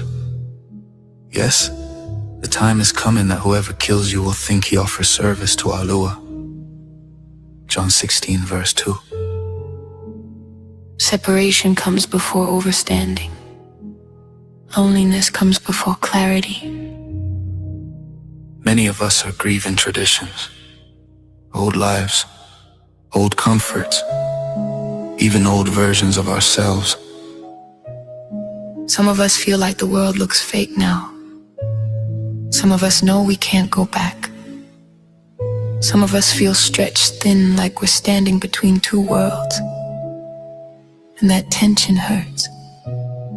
Enter by the narrow gate, for wide is the gate, and broad is the way that leads to destruction. And many go in by it, because narrow is the gate and difficult is the way which leads to life. And few find it. Matthew 7:13 to 14. The narrow feels lonely. Because it is narrow. Narrow feels lonely when the crowd falls away, when voices grow distant and nights feel long as days. Narrow feels lonely when comfort breaks apart, but truth doesn't knock softly, it presses the heart. Narrow feels lonely, but it's not the end. It's where YAHUAH whispers, come closer, my friend. This is not punishment.